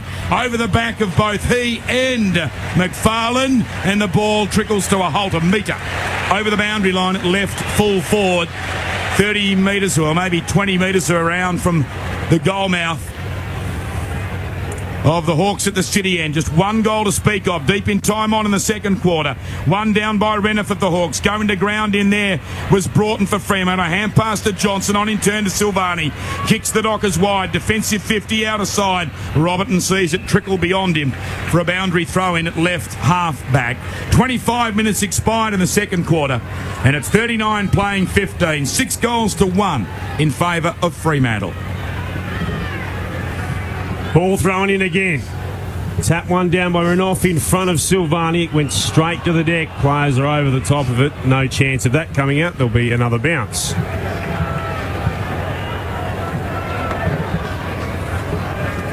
.39 plays 15. As eventually the umpire gets the ball back in his possession. Bounce again. Silvani lost it to Renouf, who just punched it forward. Out after it was Mundy, content to take it over the boundary line with Burgoyne right on his hammer. It's in the right forward pocket. For those who know Subiaco, where the Eagles race is, they're a side not having to worry about September football once again. Thrown in again. This time one down by Johnson. Taken by Bateman though, the Hawks to Duffield. He was tackled. His hand pass was a hurried one. Went to the chest of Hill. His hand pass was just onto the deck over the top of Hayden. He had it held to him.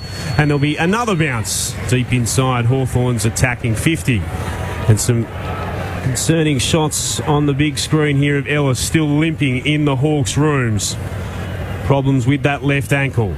Tap, Renouf won it down once more, just socked forward. Lewis might have got knocked in the head, but the ball's been taken by Gibson, who marks it inside the centre square. Sends it out towards right half forward. Brown juggles it, couldn't take it, gathers the crumbs from the right forward pocket, kicks towards full forward, right cross up against Robertson. He got a hand on it, Robertson went up in the air, and once it was there, it's punched over the behind line by Grover. Another minor score to the Hawks, who are now 1-10-16. Fremantle 6-3. 39, 26 and a bit gone second term. And according to our official data suppliers, 5 of those 10 behinds have been classified as forces. Johnson from the kick-in marks short to Mundy at left half-back or thereabouts, probably more left full-back.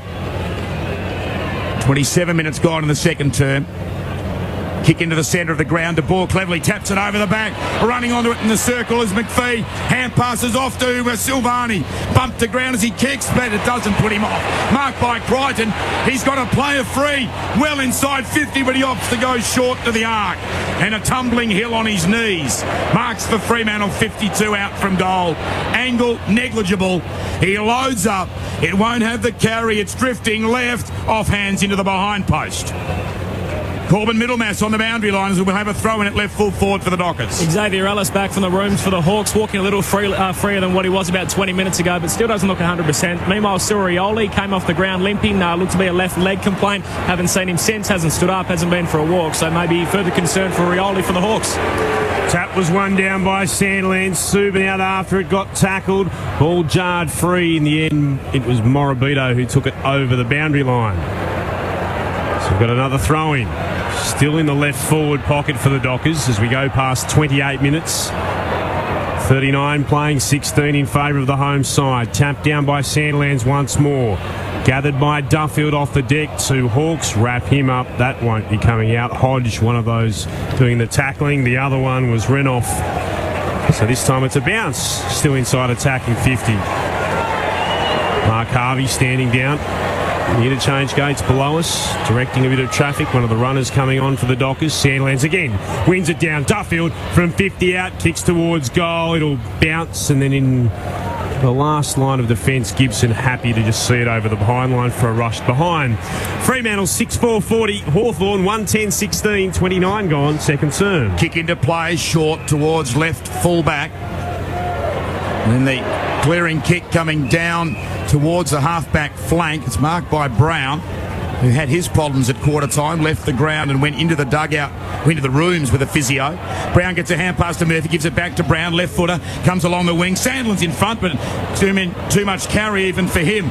Trickles over the back. Ibbotson goes there with Bateman, does very well, taps it cleverly. Ibbotson under pressure on the ground towards Fife, who hand passes Fremantle to Broughton. He's in the centre square with a couple of bounces. Hand passes to Morabito, who's in the centre circles. He gives it to Mundy. His hand pass swatted down by Mitchell. Dives in on the footy, taps it out under pressure to Bateman, then going through and tackled the ground. I think is Fife in there. No, it's Crichton, and the umpire will say holding the ball. In fact, it was Fife and Crichton. Free hand pass from Sewell. Gets it off very quickly towards Gillam. Goes to full forward, and the mark has been taken. In fact, it wasn't Gillam, it was Young, and the mark taken by Roughhead. And remarkably, from 25 out, he can kick Hawthorn's second goal of the opening half. Yeah, well, it's fair to say, Big Ruffy, he's not the most reliable of kicks. This is a very important one. 1-10 is Hawthorn's scoreline, with the siren having sounded for half-time. He's given them 1 goal 11, and that kick was a metre from the right behind post as it went over the line. 1 goal 11. That is a staggering scoreline, whether you're playing under 11s, park footy, and some of them are actually coming out on the ground at the moment from left full forward at the Subi end, the under 11s. 1 goal 11 Hawthorn to Fremantle, 6-4-40. Corbin, boundary side. Some important news for Hawthorn. Yeah, Surioli, Glenn, he's gone for the day. Got the ice applied to the back of his left hamstring, so a left hamstring injury for Surioli. He's done for the rest of the day. The Hawks down to 3 on their interchange. Well, maybe 2, depending on how strong Xavier Ellis is with the jab you'd imagine he received in his ankle. Fremantle in a very tight little group, jogging off, shoulder to shoulder, into the rooms. Fremantle leading by 23. They extended their lead by a goal in that quarter. They were out by 17. They're now out by 23. They kicked 2 goals, 1 to an amazing 7 behinds. After Hawthorn got a goal through Buddy Franklin at the 15-minute mark of the second quarter. From there, when they were 1-2. They have kicked 9 behinds in the best part of 3/4 of an hour of footy. For the Dockers, we yet to have a multiple goal scorer in the game. Morabito, Broughton, Main, Pavlich, Sandlands and Walters. For Hawthorn, as we said, Franklin midway through the opening term. We'll be going to the newsroom very shortly with Kirsten Vaness, but just prior to that, some very brief comments from John Annear and Ken Judge, where we could have, in the space of, 16 hours, 2 upsets to kick off the final series. Well, I guess really that was a quarter that Hawthorn really have lost contact with this game. For 20 minutes, they really bottled up Fremantle, didn't enable Fremantle to get their run, and we saw that on many occasions when Fremantle were coming out of their back line where they normally, it's almost a springboard for them to attack. They were then held, the ball would basically be stopped, and Hawthorn did a terrific job in zoning through that midfield area, and that's been their strategy. But however, when it did go forward for Hawthorn, they weren't able to kick goals, and that's just where it's just been very, very costly for them. And I think in that last shot there really just summed up Hawthorn's quarter, where Roughhead was literally 35 metres out, 45-degree angle, really should have nailed it, and really this game's slipping away from Hawthorn. And the cost to that is these young Fremantle players, they're enjoying final footies. They're not being spooked by it, and they're all getting touches, and they're in a good position. And Ken Judge, on our way to the news, Lance Franklin has been frustrated today. He's been checked very closely by McFarlane, and a lot of his work on the ground is actually more directed to his opponent than the football.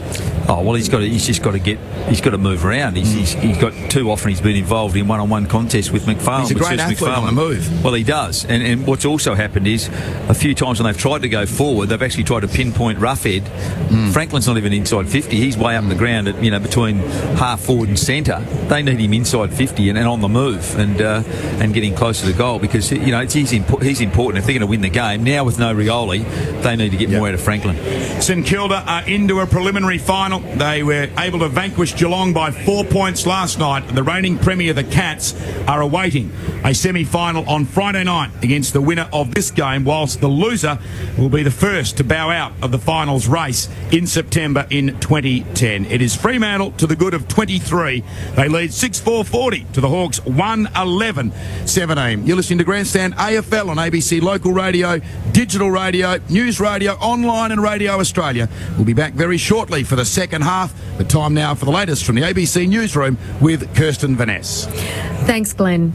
The New Zealand Prime Minister John Key has arrived in Christchurch to survey the damage after this morning's powerful earthquake.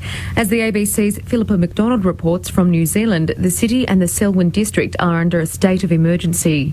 There's extensive damage to homes and buildings in the centre of Christchurch and in rural areas southwest of the city. A civil defence emergency has been declared, and efforts are underway to restore communications, power and the water supply. Civil Defence Minister John Carter says many people are being treated for minor injuries, a couple for more serious injuries, but that New Zealand is very lucky that no one has been killed. Philippa McDonald, ABC News. Still on New Zealand's South Island, and 9 people have been killed in a plane crash on the west coast. The plane, believed to have been carrying skydivers, crashed on takeoff at Fox Glacier Airport earlier this afternoon. Police say the dead include the pilot, 4 local men and tourists from Australia, England, Ireland and Germany. Prime Minister John Key says it's been a bad day for the country's South Island. I've only had a very limited message from the Minister of Civil Aviation, but obviously our hearts go out to the families, and South Island's really bearing the worst of it at the moment, and our hearts go out to, those family and friends. Heavy rainfall in Victoria has caused landslides, flash flooding and the evacuation of homes. Parts of the state's central and west were hit by flash flooding earlier today, with emergency crews evacuating some homes in and around Ballarat. The downpour has caused landslides, with one blocking the road to Falls Creek and another destroying a ticket office at the Mount Hotham ski resort. Keith O'Brien from the SES says crews are keeping a close watch on towns in Victoria's northeast and may need to evacuate 100 homes in Euroa. During the night, with the peak of the flood there, major flood, there's about 100 houses that certainly their properties will be inundated, and there is a risk of floor-level inundation, and we will be advising them shortly once we've managed to track the actual houses and that on our projection that they may need to consider evacuating before dark. Meanwhile, South Australia's State Emergency Service is advising people to avoid driving if possible as gale force winds head towards Adelaide. Winds of up to 120 kilometres an hour are expected to hit the city within half an hour. The SES says it's already received a number of reports about flying debris and fallen trees in the state's mid-north. The State Duty Officer Bob Stevenson says people need to be extremely careful if they must drive. There's water on roads in a number of places, and trees and tree limbs down. So just to be extremely careful if they need to drive, and if they have a choice, it's probably not a good idea to be driving around today. Police are searching for a man who allegedly assaulted an elderly woman in her home in Melbourne's southeast. They say the man, aged between 17 and 20, knocked on the woman's door in Ormond and entered her house before attacking her about 11 o'clock this morning. And police are looking for a man they believe indecently assaulted an elderly woman at a caravan park on the New South Wales north coast. They say the woman was sitting inside a caravan in Lennox Head about 11:30 last night when the man broke in and assaulted her. The man left when she screamed and struggled. About 6 people, including 2 Mexican federal lawmakers and a governor, have reportedly been killed in a plane crash in southern Mexico. Officials say the plane went down as it approached the airport at a Pacific Beach resort in southwestern Oaxaca state. They say the 2 lawmakers, a regional mayor, the pilot and 2 other yet unidentified people have died in the crash. Computer boffins are working around the clock at the University of New South Wales to develop software to help the Pakistan aid effort. During the so-called 24-hour hackathon, programmers will be using the latest satellite data to develop software that allows people on the ground to report what's going on. Joint organiser Dr. Martin Bleemel says the site will help coordinate the relief effort. People report in either by text message or email or any other way about events as they are happening. So where's a road out? Where is a house about to go underwater with people in it? So that people who are doing the more organized regional scale disaster response can then react to those hotspots. And briefly, people are being urged to keep an eye out for whales caught in shark nets on the Gold Coast. A 7-metre humpback was freed by rescue crews off Surfers Paradise this morning after it was spotted from a nearby high-rise. And that's ABC News. Specs and Specs, the remixes, is available now on DVD. Yes, exactly. This collection features 4 classic episodes completely uncut, with material previously only seen by the studio audience. At the end of the first round, the scores are... we've forgotten about the scores. Also available is the Specs and Specs board game. I'd like to apologise for being on your team. Specs and Specs, the remixes, and the Specs and Specs board game from ABC Shops, Centres and ABC Shop Online. Grandstand AFL. He plays on by hand to Mundy. Mundy with the hair streaming. 65 out. Centering kick. Walters takes a screamer. Walters should not miss, and he doesn't. In just his 4th game back this season. Got it back to Main. He was tackled. Hand pass to Pavlich. Showed some lovely skills. Snaps on goal. And the captain kicks it. And he'll celebrate as well. It's half-time in the elimination final at Subiaco Oval, with Fremantle leading Hawthorn by 23.6 goals 4 to Hawthorn's 1 goal 11. Good afternoon, Steve Pearce with you on Grandstand AFL. Later this evening, full coverage of the qualifying final between Collingwood and the Western Bulldogs at the MCG. We'll get back to Perth shortly for the second half, but first let's check the rest of the day's sports news. And firstly to New York, an Australian Samantha Stosur is through to the 4th round of the US Open for the first time after another impressive display at Flushing Meadows this morning. Stosur beat Italian Sara Irani in straight sets to set up a 4th round match with Russian Elena Demencheva. Certainly the best I've ever played here, so it's really pleasing to break that curse and now make it into the 4th round. No, I think it is over the last 12 months, 18 months. I've been playing the best of my career, and I guess it's just keeping on rolling this week, so that's really pleasing to be able to have a good summer circuit like this. That's a tough one. We played each other a few times and won and lost, so who knows what's going to happen on Sunday. I think it's a good matchup, so I've got to go out there and play well, and I'm definitely going to have to do that. She is indeed defending champion Kim Clijsters, third seed Venus Williams in a very glitzy dress, and reigning French Open champion Francesca Schiavone also won through in straight sets. In the men's draw, there were straight sets wins for top seed Rafael Nadal, fourth seed Andy Murray, eighth seed Fernando Verdasco and 10th seed David Ferrer. Australia has drawn 0-0 with Switzerland in this morning's international soccer friendly in St Gallen. Both sides enjoyed numerous opportunities on goal, and Swiss player Alexander Frey missed a penalty in the 60th minute. It was the Socceroos' first fixture under new coach Holger Ossik, and goalkeeper Mark Schwarzer was happy with the team's performance. Yeah, it was a busy night. We expected them to put us under a lot of pressure, to be fair. I mean, they're a good side. They're a good offensive side. They showed at the World Cup that they're more than capable of beating top teams when they beat Spain in their group game. So we knew it was going to be a tough game. And it was our first game under the new manager, and I think overall the performance was pretty good. Mark Schwarzer there speaking on Fox Sports. World champion Spain has opened its European Championship qualifying campaign with a 4-0 thrashing of Minnows Liechtenstein in Vaduz. England beat Bulgaria by the same margin in London, while World Cup runners-up the Netherlands defeated San Marino 5-0. Germany beat Belgium 1-0, while France's recent poor form continued with a 1-0 home loss to Belarus. The Central Coast Mariners have moved into third place on the A-League ladder with a 2-0 win over Melbourne victory at Gosford last night. The Mariners scored in the 21st and 50th minutes to record their second win of the season. In a moment, we'll hear Victory coach Ernie Merrick, but first, Mariners coach Graham Arnold. Great performance from everybody involved. It was a siege mentality performance of a tough week. Patricio is extremely close to the group, and the boys, I think they dug deep for him tonight. I can't comment too much on it, guys, please. All I'll say is I'm disillusioned and disappointed. Created several chances, but we didn't pull the trigger, and that's the youngsters like Matty Deganjic and Robbie Cruz that do a good job there. They create some good opportunities, they're good dribblers, but they just don't pull the trigger. Graham Arnold there referring to Patricio Perez's controversial two-match ban for simulating diving last week. Later this afternoon, Melbourne Heart host North Queensland Fury, with former Socceroo John Aloisi set to make his debut for Heart. Straight after that, Sydney host Adelaide at the football stadium. We'll have full coverage of both games on ABC Grandstand Digital 2 this afternoon and online at abc.net.au.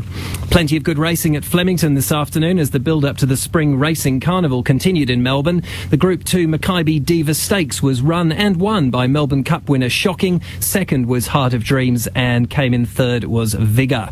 In the NRL today, Parramatta host the New Zealand Warriors this afternoon. Then the Sydney Roosters travel to North Queensland tonight. Penrith host Cronulla in tonight's other game. South Africa and Australia meet in the Tri-Nations in Bloemfontein in the early hours of tomorrow morning. Both sides are way behind competition leaders New Zealand with just one win each this season. Australian Jason Day has a share of the lead after the first round of the US PGA Tour playoff event in Boston.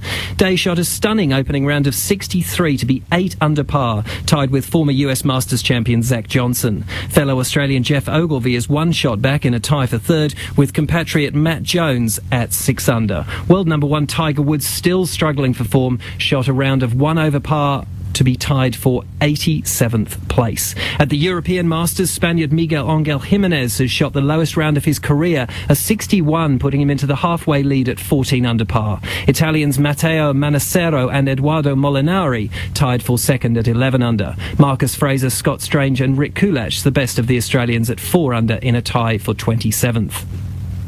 The Hockey Roos have been thrashed 4-1 by the Netherlands in their Group A match this morning at the Women's Hockey World Cup in Argentina. Nicole Arol scored Australia's only goal against the reigning world champions. The result means Australia will need to win both of its remaining group matches to be any hope of advancing to the semi-finals of the tournament. That's all in sports. Time now to get back to Subiaco Oval for the second half of the Dockers and the Swans. Glenn. Thanks very much, Steve. And we've seen an emotion-charged half-time here for the Fremantle fans, because just coming past our commentary box on the northern wing a moment ago was Paul Hazelby. He's given Updean high fives. He's been interviewed on the PA and put up on the big screen, and he waves to the crowd now as he just descends down the race, a race that he used so many times during his 207-game career. In fact, 208 games he played, but he announced his retirement Monday week ago, He did play in round 22 here against Carlton last Friday night, but was omitted for this match, and he has just made his way all the way round. No open car for Paul Hazelby. He decided to walk and jog right up against the boundary fence, and he had a standing ovation all the way around the ground. And the race that he has just entered, we now see the Fremantle Dockers, his current day teammates, exit, led out by Matthew Pavlich, who kicked one of Fremantle's first half goals to set up a 23-point lead. Their other goalmouth contributors, Morabito, Broughton, Main, Sandlands and Walters. And for the Hawks, a very sad, sick and sorry half-time score of 1-11. Playing 6-4-40. The margin 23 points, and that solitary goal came from Lance Franklin from about 3 or 4 metres out in the goal square. Well, in fact, just outside the goal square. A snap at the 15-minute mark of the first quarter. At that stage, they were 1-2. They played out the next 3/4 of an hour, bracketing quarter time with 9 straight behinds and didn't add another goal. Will there be any structural changes? We'll find out in a moment. The Hawks about to come through their little league honour guard, but on a perfect day for footy and ahead of the other qualifying final tonight between the Magpies and the Bulldogs at the MCG, as the Hawks come out to a rousing reception of hoots and jeers. Ken Casellas to give the stats at half-time on ABC Local Radio, News Radio, Radio Australia, on the World Wide Web and digital radio. Sorry, we're out of time, Ken. We're going everywhere today. The leading possession getters at half-time. I know, I've got many of my family listening in Barcelona. Oh, and Spain, of course. Dockers at half-time, 59 marks, Hawthorn 43. Dockers 107 kicks, Hawthorn 105. Hawthorn have had 68 effective hand passes, Dockers 54. Well, statistics tell a funny story, but I think the unfunny story here is that Adam McPhee has played an outstanding first half of football according to the stats. He's been playing on Luke Hodge, and in one half of football, the brilliant Luke Hodge has been restricted to 1 mark, 3 kicks and no effective hand passes. So 3 disposals to Luke Hodge playing on Adam McPhee in the first half, while McPhee himself has had 5 marks, 7 kicks and 2 effective hand passes.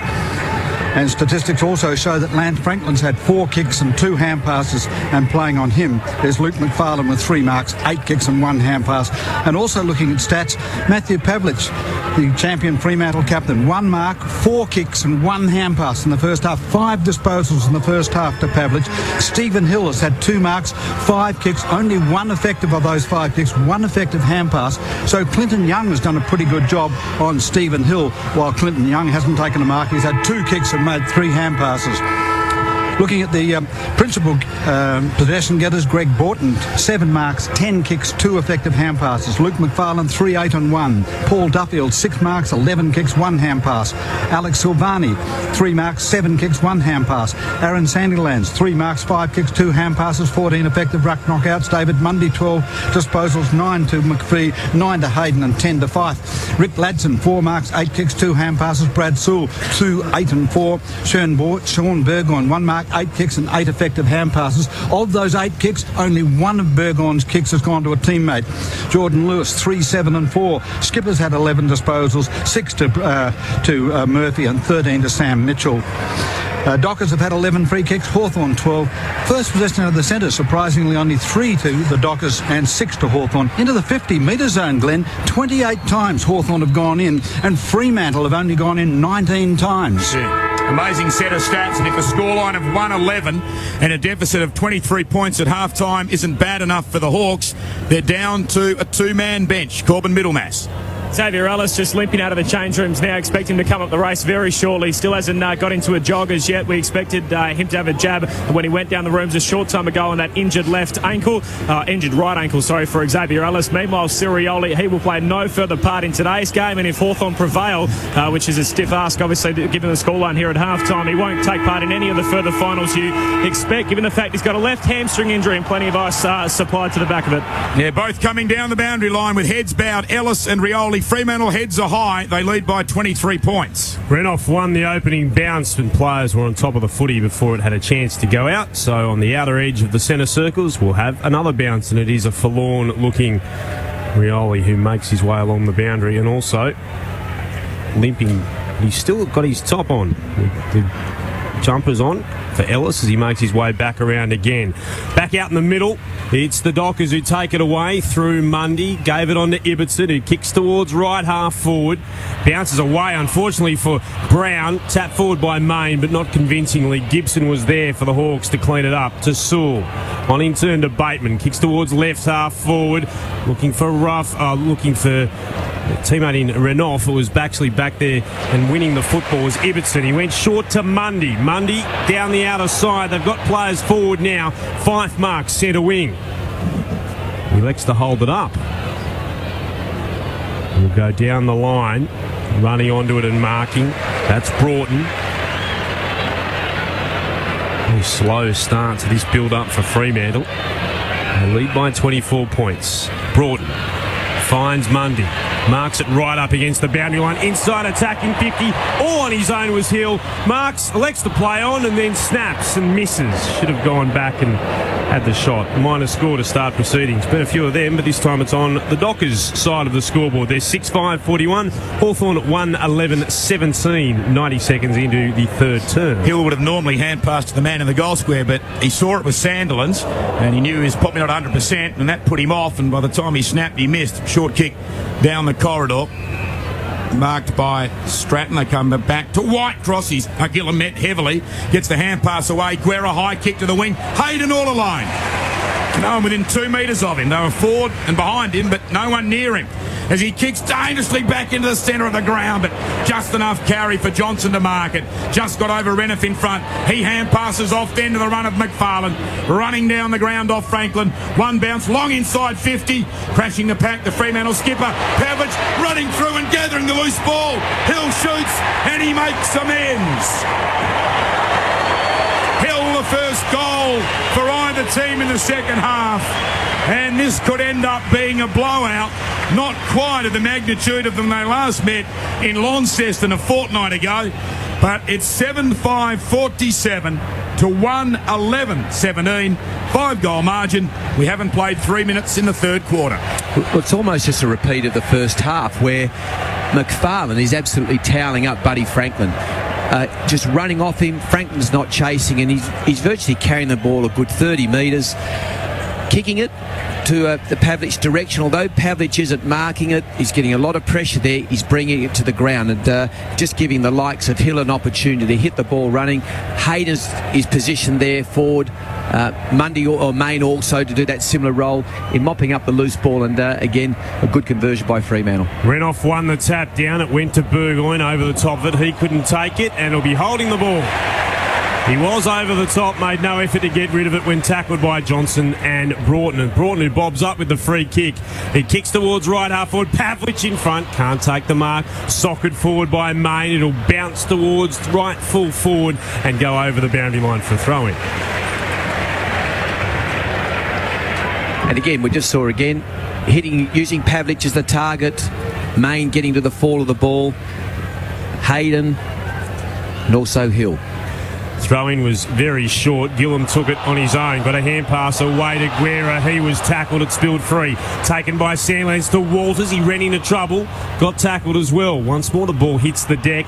Players are over the top of it. It's been caught between the legs of Walters as the umpire blows his whistle for a bounce. Right forward pocket for the Dockers. Hawthorn 1-11-17. The Dockers were 1-7 at three-quarter time in the respective game in Launceston.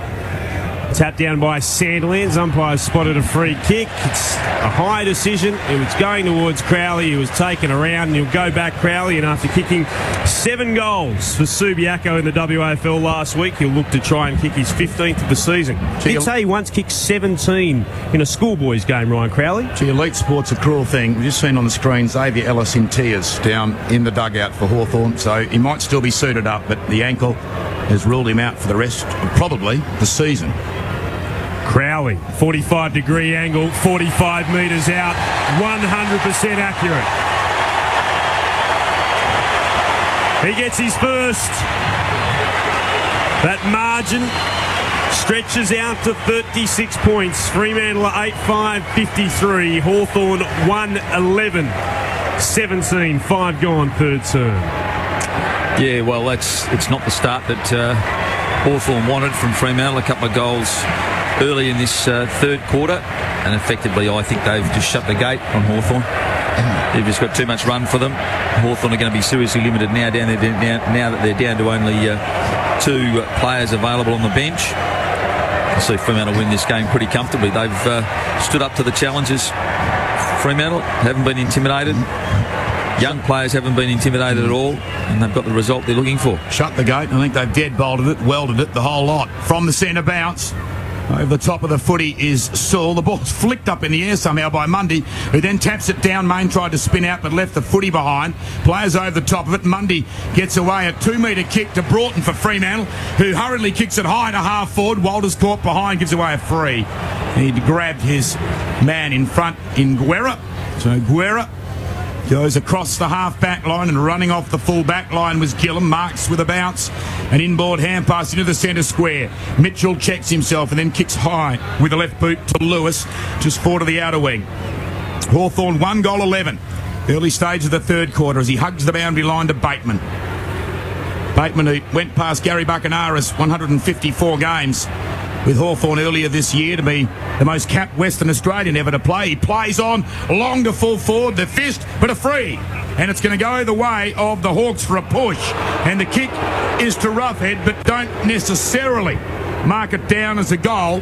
He's dead in front, but he made a horrific effort of his goal after the half-time siren.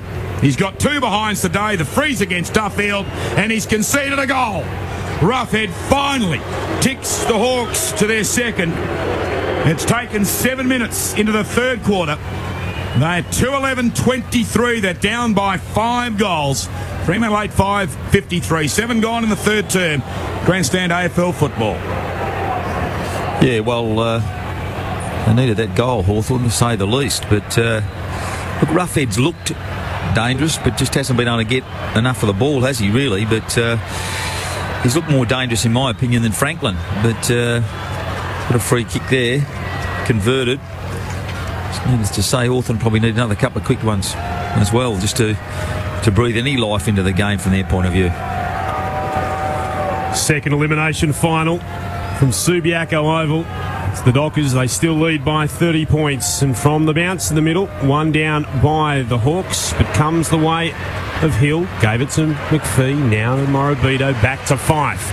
Fife from the centre square towards left half forward. Mundy runs onto the bouncing football. Gathers hard up against the boundary. Spots Main inside attacking 50 who marks. Hill runs by. Receives the hand pass. Hands it off again to Crowley. Crowley snaps 40 metres out and kicks very poorly. Out of bounds on the full. Free kick to the Hawks at left fullback. A bit fancy that. I think they could have been a bit cute. Yeah, you don't need to do that. It's a big margin, but it ain't over. As the kick goes short to Young at left fullback.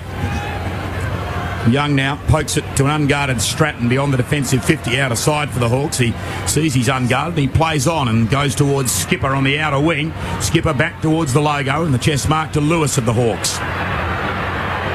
5-goal margin. Lewis kicks just beyond the logo on the outer wing. Roughhead marks. Roughhead now kicks towards Whitecross out near the boundary line. He's got an opponent plus the line to beat. He beats the opponent and the line. He hand passes back along it.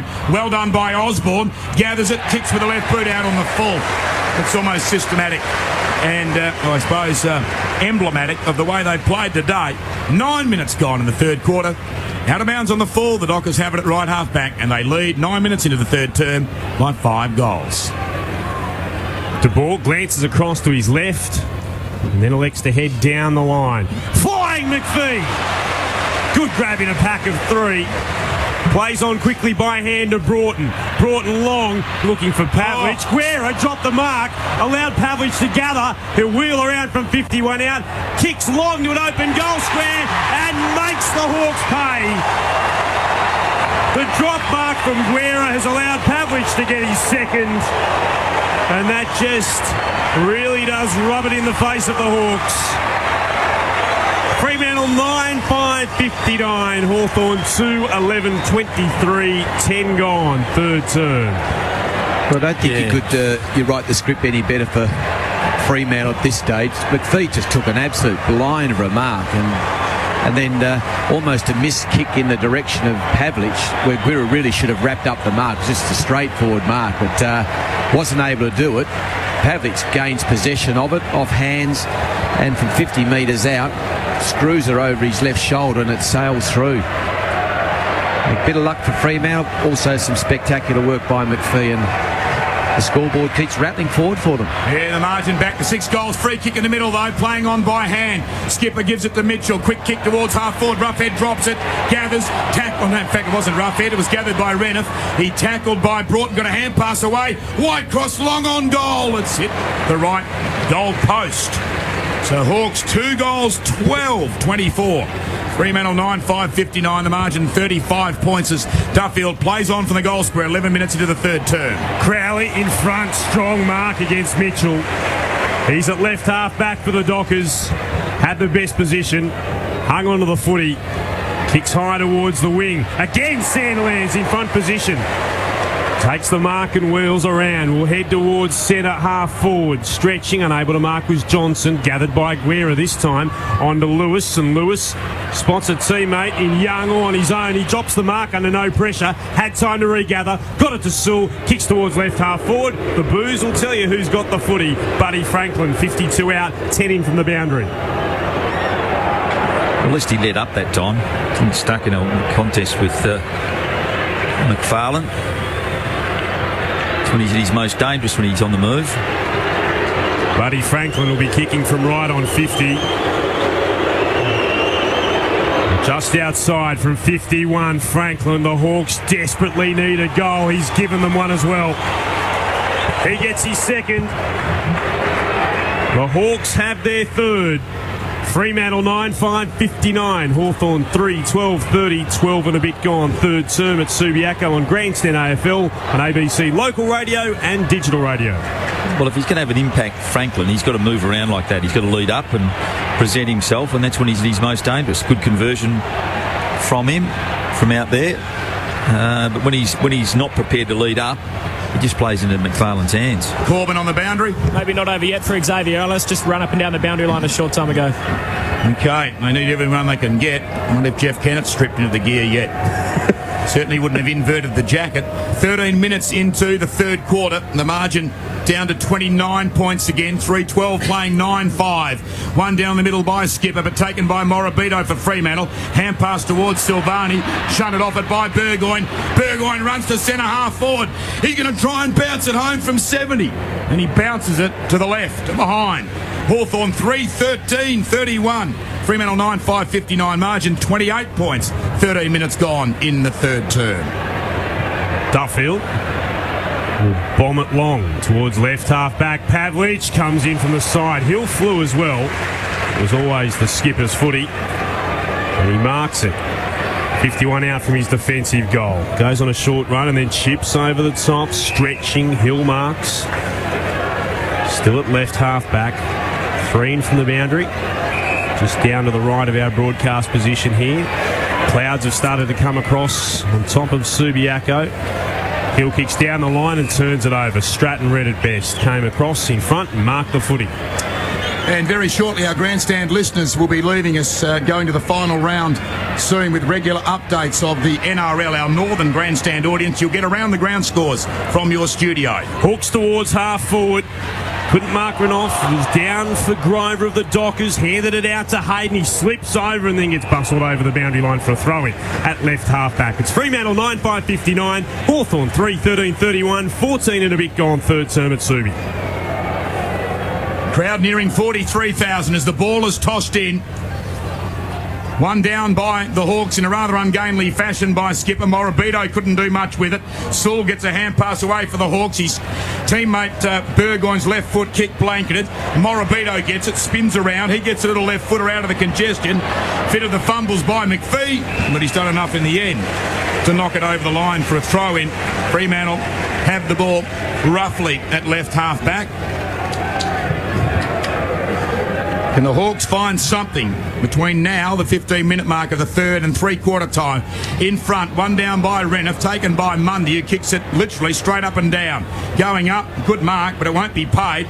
Had to get a hand pass away, Guerra, to Murphy, to Lewis, to Franklin. His hand pass astray, well done by Main.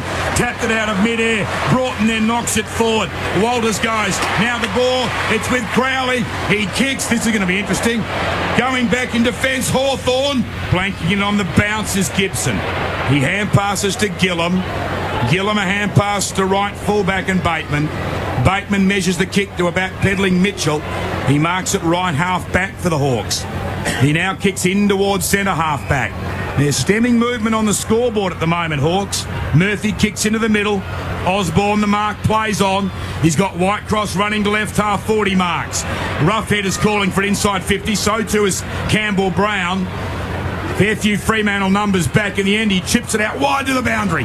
Diving attempt, Bateman couldn't mark. Bounces up, gets around Broughton. Hand pass to Whitecross.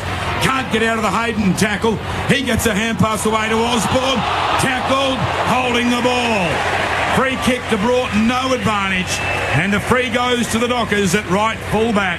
They lead by 28, 16 minutes into the third. Broughton's with it. The on-defensive 50 to the outer side, marking it right half back as Fife. Fife pauses. Content just to go short to Mundy, down the outer wing. Sting has really gone out of the game at the moment after a ferocious start. Mundy, short again, looking for Sandlands, one man who's not short. He marks right on centre wing, underneath the electronic scoreboard.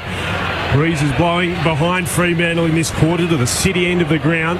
Still no rain to speak of as Sandlands heads towards right half forward. Ill-directed kick and Gillam marks for the Hawks. Thought about going short to Brown. Instead, we just hand it off to Guerra running by. He'll go short to Bateman. Still on the outer side at Subi. Bateman wheels around. Long looking for Lewis. It'll bounce in front of him. He's under pressure from Hayden. Couldn't pick it up. Tries to work it behind him for Sewell. Hayden dives over the top of the footy. Holds it in. Will have a bounce.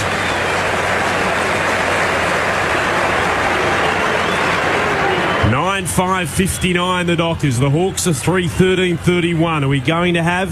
Certainly looks like we are. Another upset to start the final series of 2010. Bounce of the footy. Silvani started on the rookie list this season. Won it down to Pavlich. He got it out to Hayden, who slipped over. Ladson in there applying pressure for the Hawks along with Burgoyne.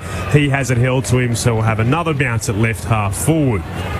Goal kickers so far in the game for the Dockers, Pavlich with 2, Walters, Hill, Sandlands, Crowley, Main, Broughton and Morabito. As it's bounced again, tap run down by Renouf. Straight to Burgoyne, who is under pressure, got a kick high up in the air to no one in particular, bouncing off hands. Pavlich taps it to his own advantage, had it stolen from him though by Ladson, worked inside attacking 50 by Young, on towards Roughhead, kicks on goal. It was a low flat kick, he almost hit the left hand goal post, but it snuck through for a much needed major. His second, and even that was hard work for the Hawks, but they've got their fourth of the afternoon. 18 gone, third term, it's 3:09, 5:59. Hawthorn 4-13-37. Corbin Middlemass on the boundary. Xavier Ellis in tears on the bench and consoled by his captain Sam Mitchell. About 15 minutes ago, he's just come back on the ground at the 19-minute mark of the third quarter. They've just avoided their lowest score against Fremantle, which currently stands at 4:11.35 from round 18 here in 2002. But they've got a mountain of work still ahead of them if they're to come away with a semi-final berth on Friday night against the reigning Premier Geelong.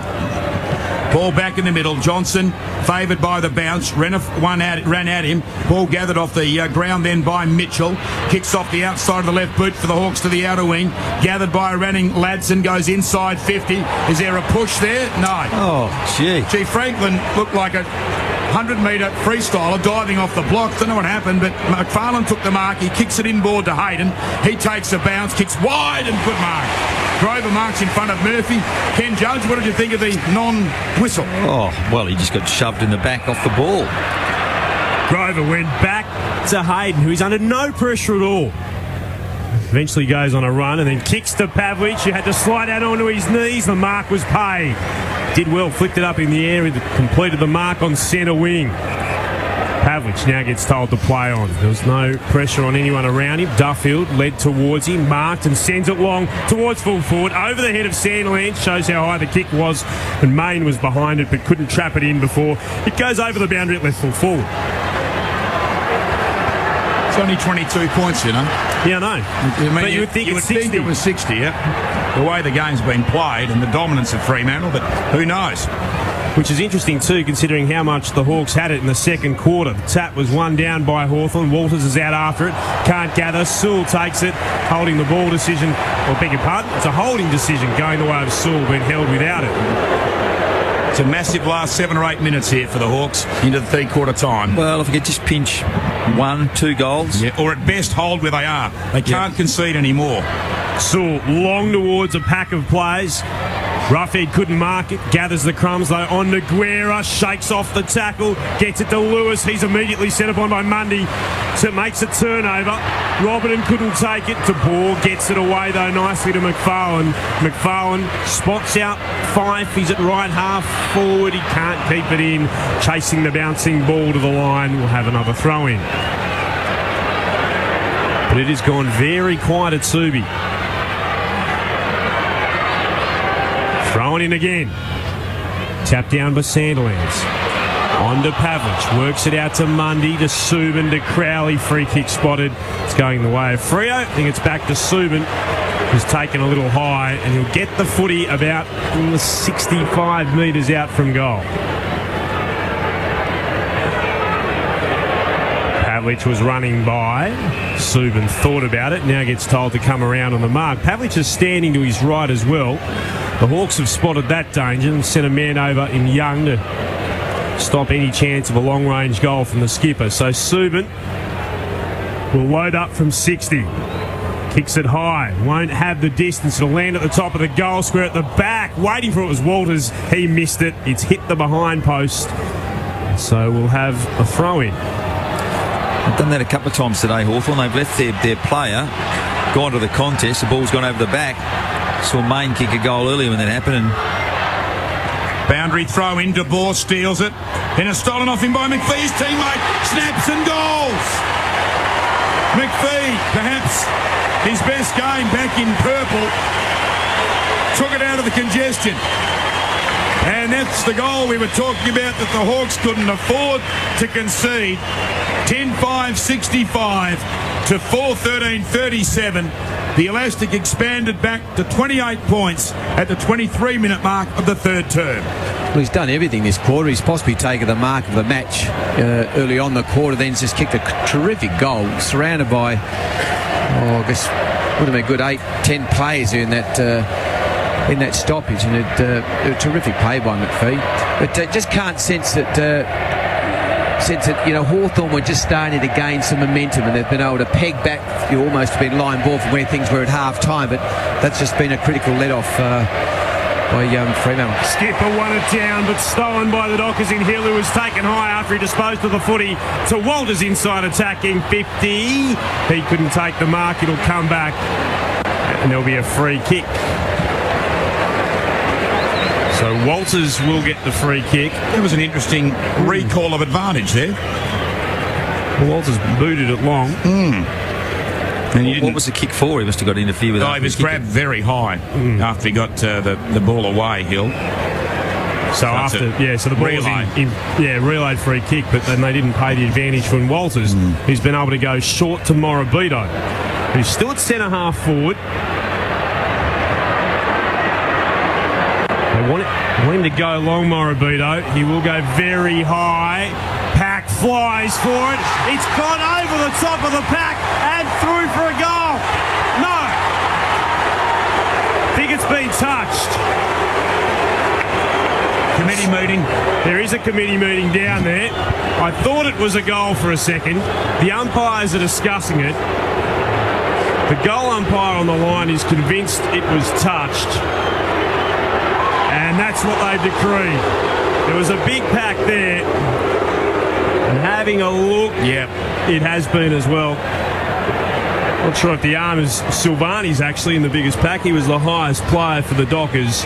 So it's through for a minor score, and the Hawks bring it back into play. They give it to Mitchell, who's at centre half back, hands it on to Hodge. We bagged the goal umpires a lot this season, but they did well then. Hodge kick picked off on the outer wing by Hayden, and Freo can go forward again. McPhee is free.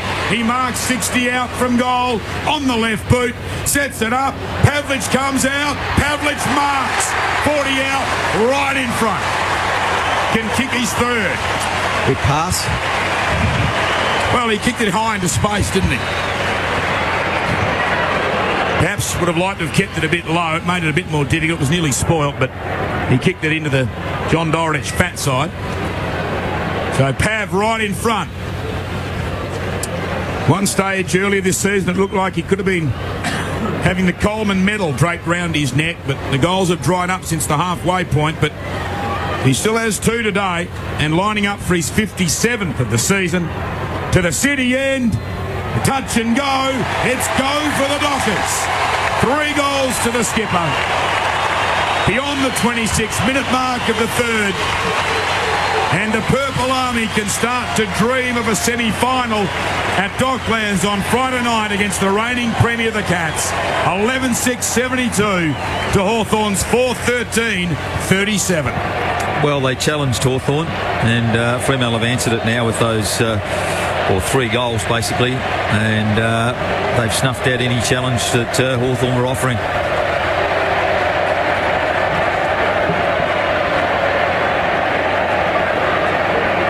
Short and sweet from our ABC Grandstand AFL experts, Ken Judge and John O'Neill. The Dockers 11-6, the Hawks 4-13. Restart in the middle. Hawks flew very high for it in Skipper. Taps it down to the skipper in Mitchell, who goes long towards full forward. Roughhead couldn't take it. Brown's back there, tried to keep it in and couldn't. Throw in at left full forward for the Hawks. Did get some height. A vertical leap on that from Skipper to win the tap. Throwing back into play. Skipper again, down but to Fife of the Dockers. Now to Johnson to Roberton. Beyond defensive 50, but he's turned it over. Hodges with it at left half forward. Thought about playing on quickly, thinks the better of it after taking a step, and now we'll go across half forward to Osborne, who is under pressure from the encroaching Sandilands. He handed it off and they've turned it over. Franklin under pressure. McFarlane has done a wonderful job today. On to Broughton, to Crowley. Kicks towards the outer wing. It bounces and eventually the Freo faithful happy to see it over the boundary line for a throw-in. See, there's a few of the Hawthorn blokes have flipped over today, haven't they? And it hasn't been the conditions we saw last night. No, I know. It's just I don't know why. It's been more Hawthorn than Fremantle that have slipped over. Massive cheer was for Pavlich as he made his way off the ground. The Dockers have it again from the tap. Fife to Sandlands, back to Fife towards centre half forward. Main, was he being held by Stratton? He was.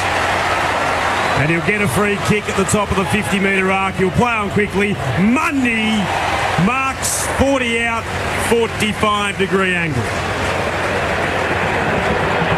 Missed just 1 game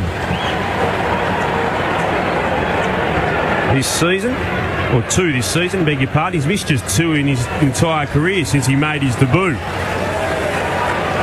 Played 129 of them. 124 in a row. Remarkable performance. This will be his 9th disposal this quarter, David Mundy. 25-year-old David Mundy kicks on goal and kicks the goal. Fremantle have booked themselves a Friday night fixture against Geelong. The Dockers are going to win this elimination final at Subiaco Oval. Mundy with his first goal of the day. Fremantle with their 12th. The Dockers are 12-6-78. The Hawks 4-13-37. We're deep into time on in the third term. And people all around Australia running to betting agencies to get on the Bulldogs and Carlton for the remainder of the weekend.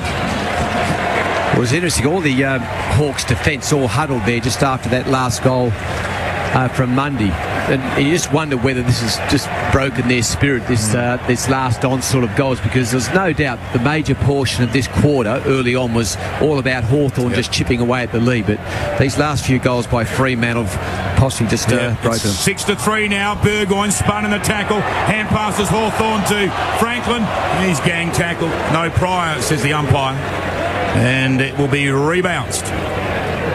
Favouring the forward line of Fremantle in the centre square. Crowley couldn't take it away.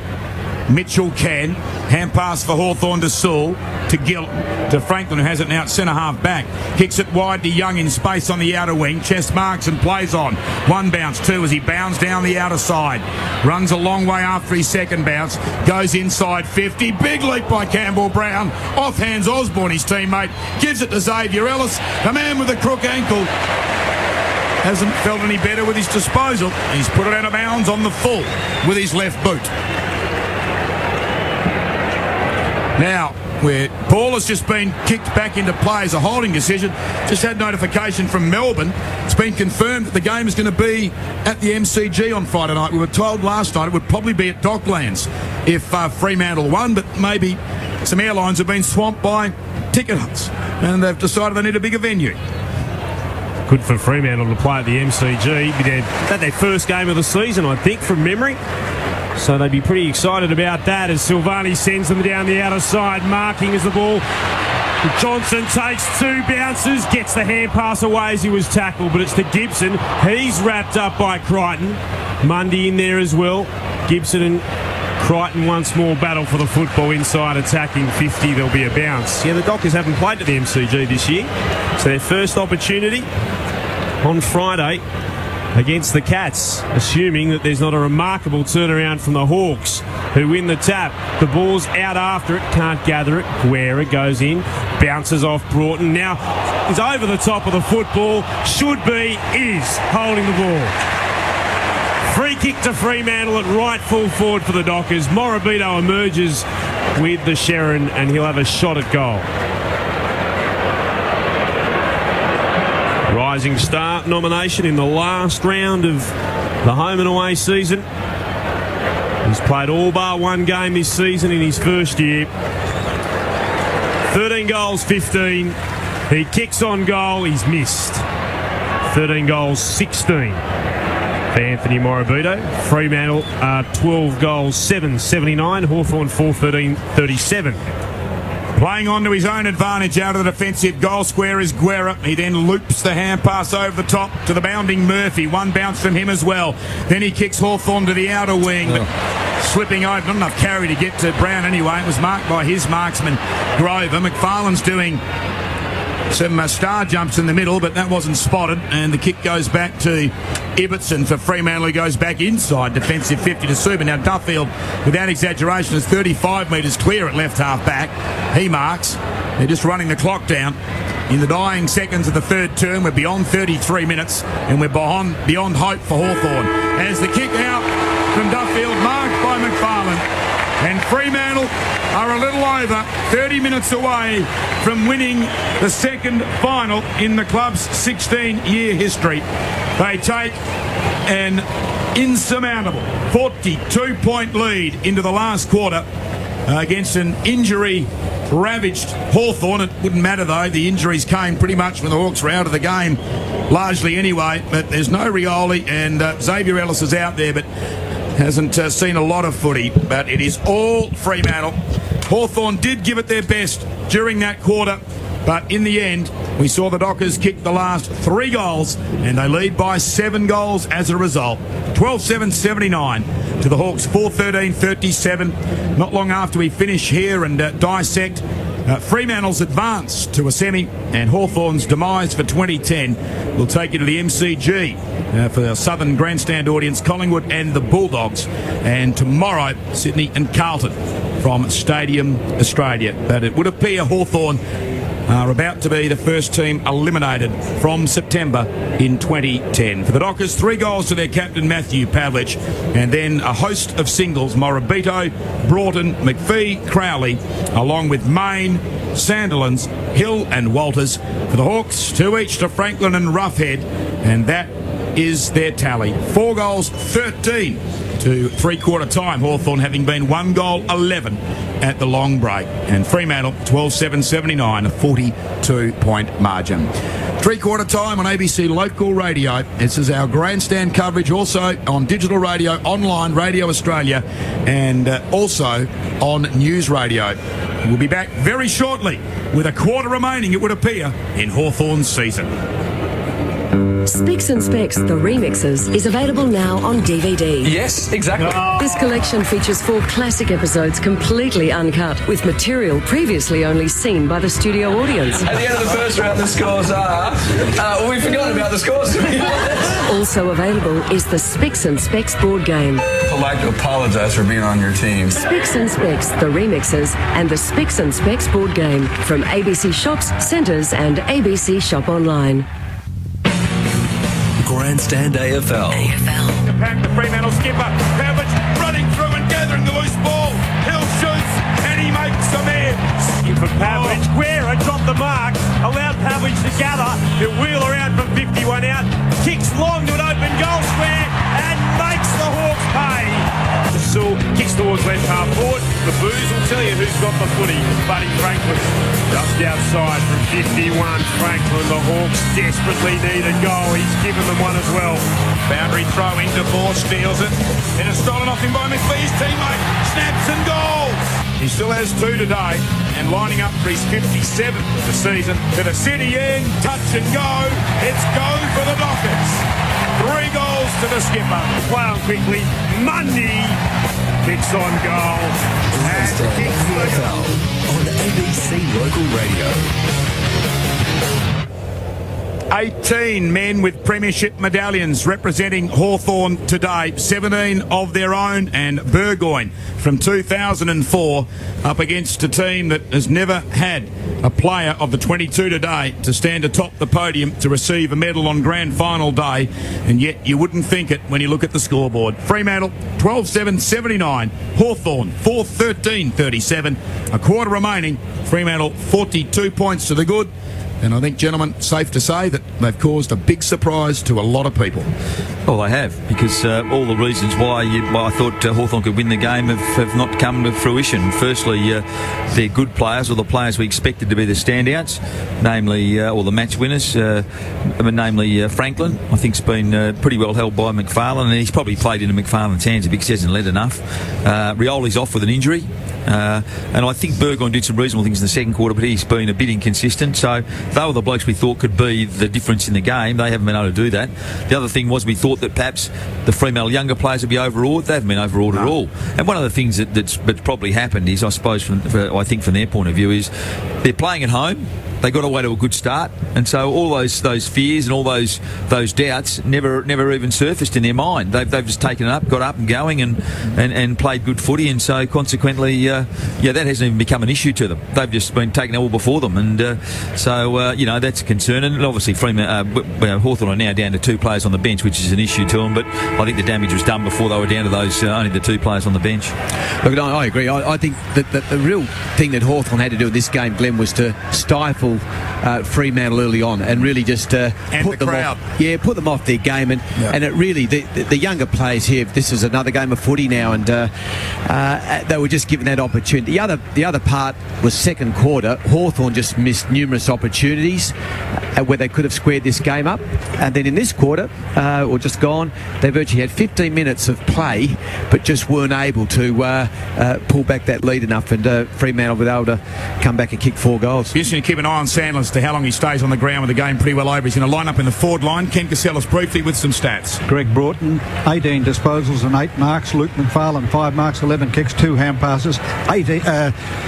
13 kicks and 8 hand passes to David Mundy. For the Hawthorn side, Brad Sewell had 17 disposals, 22 to Sam Mitchell, 21 to Sean Burgoyne, and Ben Stratton has had 10 and 16 to Jordan Lewis. Thanks, Ken. I wouldn't be surprised if Sandlands is on the bench for the bulk of this last quarter, but he's starting up near full forward.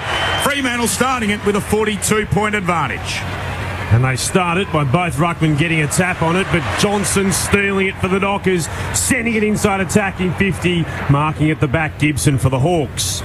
Flares it out towards the right back pocket. Hodge, hand passes over the top to Gillam, who runs away from Fife. He takes 2 bounces. Then on the centre wing, kicks to right half forward. Franklin leading out. He marks this time. Juggled it off the chest, but was able to draw it in. Turns around quickly, sends it inside attacking 50.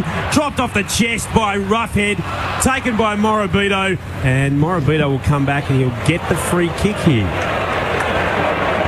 But Roughhead really should have marked that footy. Good kick by Franklin. Should have just marked that. Hit him on the chest. Wasn't under any real pressure. Judgy, if it was a watermelon, what would have happened? He would have drowned. Thank you. Morabito. Boom, boom. Goes back to full back. To Duffield. He's just getting the pips off his jumper now. There's a few Hawks supporters that have flown here. They've got some pips as well. It's beyond defensive 50. The punch from the back came from Renoff and he sees it over the boundary line for a throw-in. Corbin Middlemass is on the boundary. Yeah, just further on what you guys were speaking about towards the end of that third quarter, I just spoke to Patrick Keane, Communications Manager of the AFL. He's confirmed that the game next Friday night will be at the Melbourne Cricket Ground. The only game they would have played at the Dockland was should St Kilda have lost last night, and the Dockers won today. So, ball bouncing around in there. Hodge gets it, kicks towards full forward. He was looking for Franklin. McFarlane wins that battle again. Gathers the footy, gives it to Duffield. He goes beyond defensive 50 towards left half back. No one could take the mark. The Hawks have it through Ladson. Gets a hand pass away just. Sewell couldn't take it. Oh, the ball's done very well. Applying pressure, allows McPhee to win it. Hill showed some pace. Couldn't get away from Murphy though. He was tackled. Ball jars out to Burgoyne. Under pressure, gets a hand pass away once more. It comes to Guerra from Lewis. He'll go long, Guerra towards full forward. Holding decision, free kick going the way of the Hawks. Grover can't believe it. Roughhead will have a shot at goal from the top of the goal square. Yeah, big Ruffy. He'd be no certainty to kick this either, Ruffy. Mind you, it'd have to be a shocker to miss it from there, but... So, Roughhead should not miss, does not miss, but it's really just academic in terms of the result. Dockers are still going to win, even though we've only gone 2.5 minutes into this final term. Fremantle at 12-7-79, Hawthorn 5-13-43. And what did you make of the free kick, Ken, having another look on the big screen? Oh, well, it looked to me like he grabbed hold of his arm, but, I mean, perhaps the anger from the Fremantle supporters might be the fact they thought Roughhead had hold of Grover's arm as well, but... So just the 2 goal scorers for Hawthorn into the last quarter. Roughhead 3, Franklin 2, and nothing else except for 13 behinds. So the ball back in the middle. Pavlich in the centre square. He wasn't in there for the opening bounce of the final term. Johnson stayed down, won it. Clean hands, gets it off to Mundy. He runs to half forward, hand passes to Hayden. He goes inside to the ball. And he's marked 25 out from goal. Matt de Boer, 6 goals, 10 this season. Not always his best suit, shooting on goal, but well done to Johnson. He just stayed down. Renner flew in the middle, totally mistimed his approach. And then Hayden in the link as well, along with Mundy. And now Matt de Boer, who was one of 8 Dockers to re-sign during the week. 30 metres out, pots it and misses to the right for a season tally of 6-11. Fremantle 12-8-80. Hawthorn 4-13-43. The margin 37 points. 4 minutes gone in the last. That work he's been doing with Ken Casellas during the week didn't work. No. But he writes a lot neater. Guerra. What, between the lines this time? Guerra does keep it between the lines. It goes towards left half back. Comes now to Osborne, kicks across half-back after originally getting the ball from Brown. He finds Mitchell. He's under pressure from Hayden, forcing him to kick up in the air, and Ibbotson shows a fair bit of courage, and he'll get the free kick. So Ibbotson from right half forward. Pavlich slips over. Oh, that was courage again, shown by Brown. Got in front, won the ball to the ground. On the deck, it's gathered by Hayden. Hand pass to Hill. He can't get away from Roughhead. He knocks the ball out of his grasp. Over the top of it's Brown again for the Hawks. He'll come away with it. Eventually Mitchell got it to Roughhead. And Roughhead, that's a flower bag into the middle of the ground. It bounces on the logo. Fortunately, though, for the Hawks, it spills to Whitecross. He takes 2 bounces. There's no one inside their attacking 50 as he kicks. So it bounces in space. Young's out after it, takes it at left full forward, steps one way, steps the other, keeps the ball in play, spots a teammate in space. Whitecross marks right in front of the goals. 30 out. He will put it through. Hawks have got their 6th. Whitecross puts his name on the goal kickers list. Just the 3rd Hawk to trouble those doing the scoring this afternoon. And there's a question mark as to whether Young actually kept that ball in at left full forward. Well, his foot was out, but the ball was in. Fremantle 12-8-80, Hawthorn 6-13-49. I thought it was in from this angle. It's just the replay does make it a bit more questionable. Yeah, it does show that it was in. Well, he's got closer. He started with one out of bounds on the full, then he hit the post, and now he's kicked a goal, Brendan Whitecross. If you look at the footy, the ball is in. Are you sure there? The ball's in. What about there? Ball's still in. No, the whole ball has to be out right over the line, so probably good umpiring. Ball bounces in the middle. Chance for Hodge to clear it, and he does for the Hawks. Long kick to full forward. No, Duffield. 3rd in line. And he takes the mark. In front of him were Franklin and his teammate McFarlane. He plays on by hand to the leading Dream Team point collector in Broughton. Goes by hand to Duffield, and he finds his skipper Pavlich at right halfback. Broughton has now hit 100 points even, ahead of his teammate Mundy 97, Duffield 90. The best of the Hawks, Sewell with 80. Kick by Pavlich, big fly illegally. Gillen hands in the back of the Eiffel Tower, and it's a free kick to Sandlands on the wing. Well, Sandlands has hardly played in the ruck since he hurt his knee, but he's still been a valuable contributor. He's actually got around the ground or pushed up a bit, and he's actually got a few possessions. The big fella's got the ball in hand. He's looking into the middle, and Broughton's going to add to his Dream Team points. He takes the mark just before Franklin can spoil. He slips a hand pass backwards to McFarlane, who will boost the tally for Broughton as he receives the hand pass and runs away from Young. Kicks over the centre circles to Ibbotson. Fremantle nearing half forward. Ibbotson thought about playing on by hand. Now he goes short, still inside the centre square, marked by Morabito. Dockers lead by 31. Morabito now out towards right half forward, fist away by Gibson of the Hawks. Onto the ball is De Boer. He's tackled to ground by Gibson, and it will be bounced about 47 out from the goals that the Dockers are attacking at the Subi end. They're at right full forward. Hayden Kennedy takes the ball into his hands and will restart play. 3rd man up, or actually more like 5th man up, really, was Roughhead. He won it down to Burgoyne of the Hawks. Hand pass comes out to Brown, who bumbles and fumbles, thinking about getting it to Mitchell, thinking about keeping it in. Couldn't do either. Got a boundary throw in. I just wonder how fit Brown is. He just really just hasn't had an impact in today's game, and spent some time down in the rooms during the game. I don't know what's going on. Now, John, I was looking at you when you were talking. What happened then? Well, the other bloke I don't think's fit is Hodge. I don't think Hodge's knee's right. And he's got a free kick for being held. And Hodge goes towards the right back pocket and found Murphy. Murphy beyond defensive 50. Punched down the line by Stratton trying to keep it in, and it's over for a boundary throw in. It's only because I find what you say so absorbing, Johnny.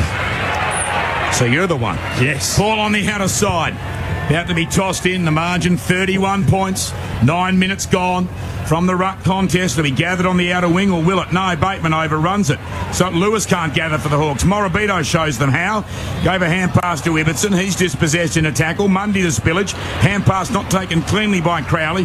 When he gathers, he's tackled. Slings a hand pass wide. It ends up with Mitchell of the Hawks. Gave it to Bateman and nearly threw it over his head to Lewis of Hawthorn. Hand passes back to the skipper Mitchell. Mitchell by hand into the centre square. By hand to Gillum. On to Franklin.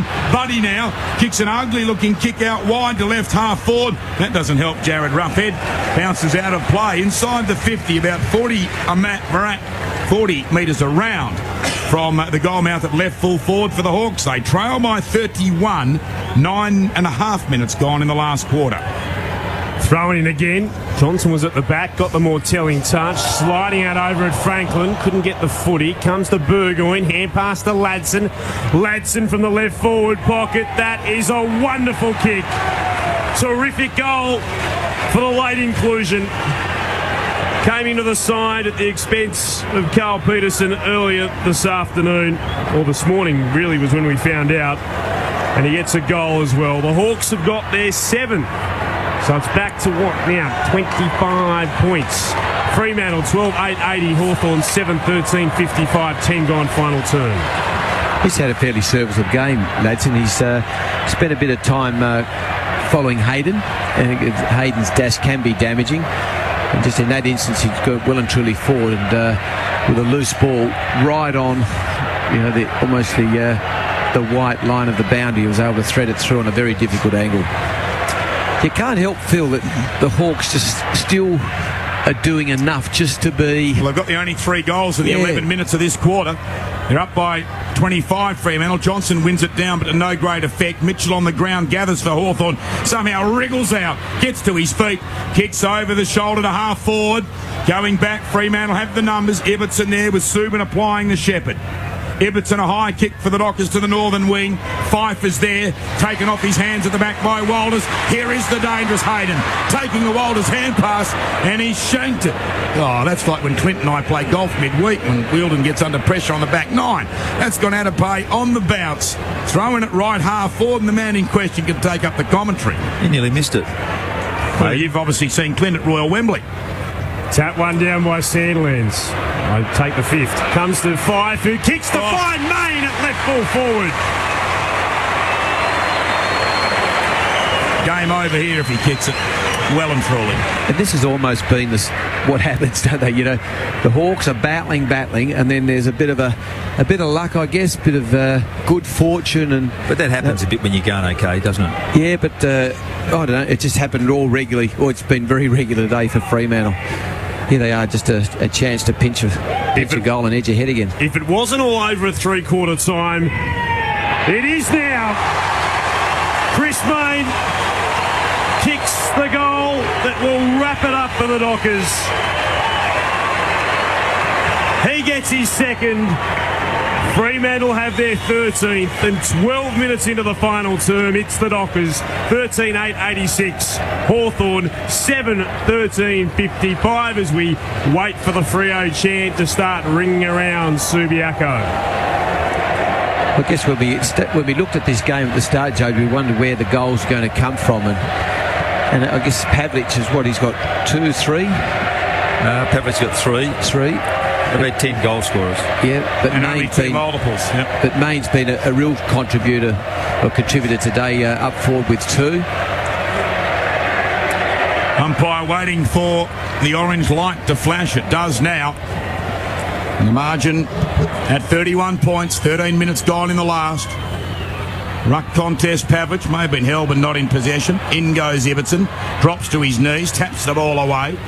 Gathered by Berg. On his hand pass, though, goes straight to the feet of Morabito, who gathers, kicks high for Fremantle to half forward. Murphy leaping, good chest mark in defence for the Hawks.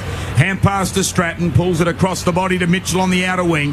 He plays on into space, which is filled by Hodge, who marks on his chest. Hodge back to the edge of the centre square, and Sewell 75 out from goal, concedes ground back into the middle.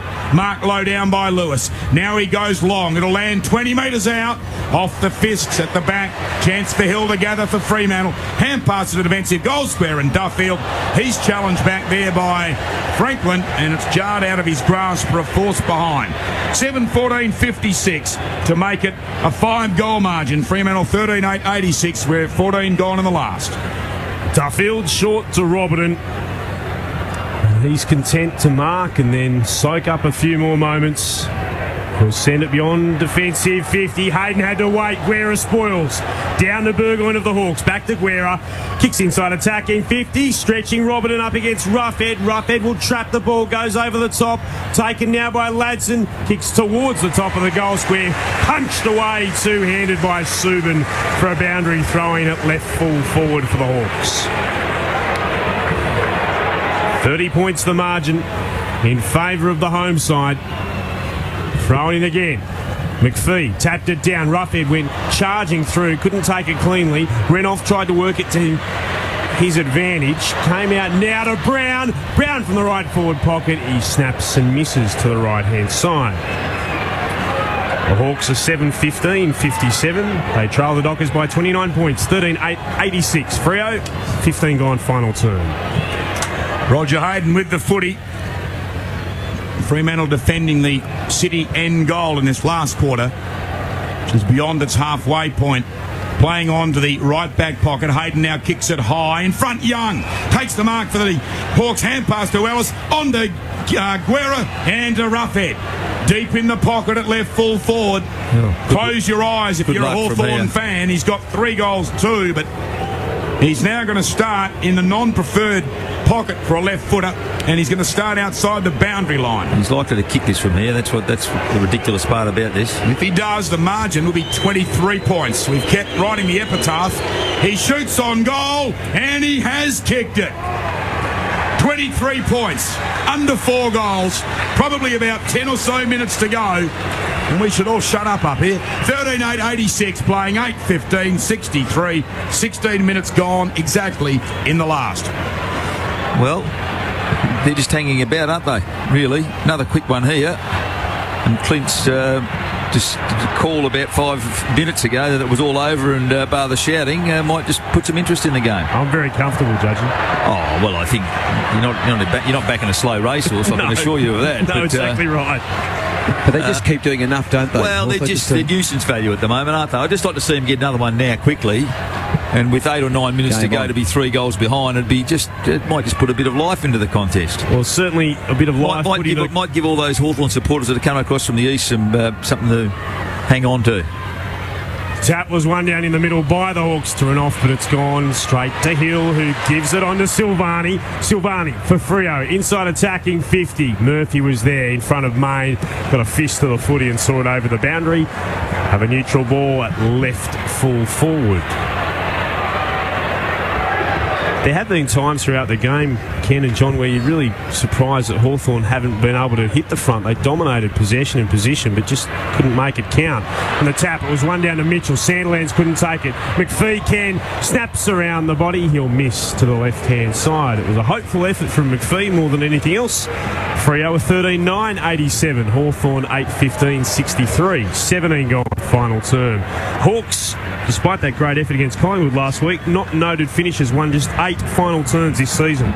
Exactly 4 goals. Now the margin. Guerra goes towards the outer flank, and the diving attempt to mark by Gibson is unsuccessful, and it's out of play for a throw-in just outside the defensive 50 for the Hawks, although the ruckman will probably contest just inside it. No, they will contest outside as the ball's tossed in. Sandland's winning it down. Fife there for Fremantle. Hand pass not great. Duffield gets it off the ground. Hand pass in Fremantle to Sandlands. On in turn to Fife. Left footer inside 50. Chance for Skipper on the bounce. Gathers in defence. A hand pass off then towards Saul, who hits the chest of his teammate Ellis, who's now limping as he gets the hand pass away. He's done well. He's had an injection in that ankle, Ellis, and he's in a lot of pain, but the clearing kick comes out wide, and it's gone out of play for a throw. And I think Ellis is coming off the ground. That ankle just playing up a little bit as he crosses the line, and Sewell goes back on, but he's done very well. As we mentioned, he was in tears early in the third quarter on the interchange.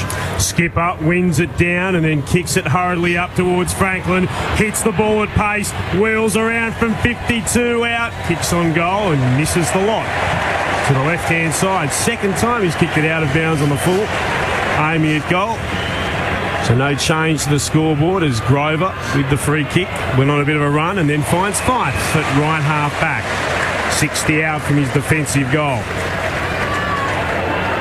Glances to his left. Pavlich gave him a short lead at centre half back. That's ignored. He'll kick to the logo. Northern side. Morabito's there. Flying as well. Sandlands. Don't want to do that with a dodgy knee. One at the ground, it goes over again.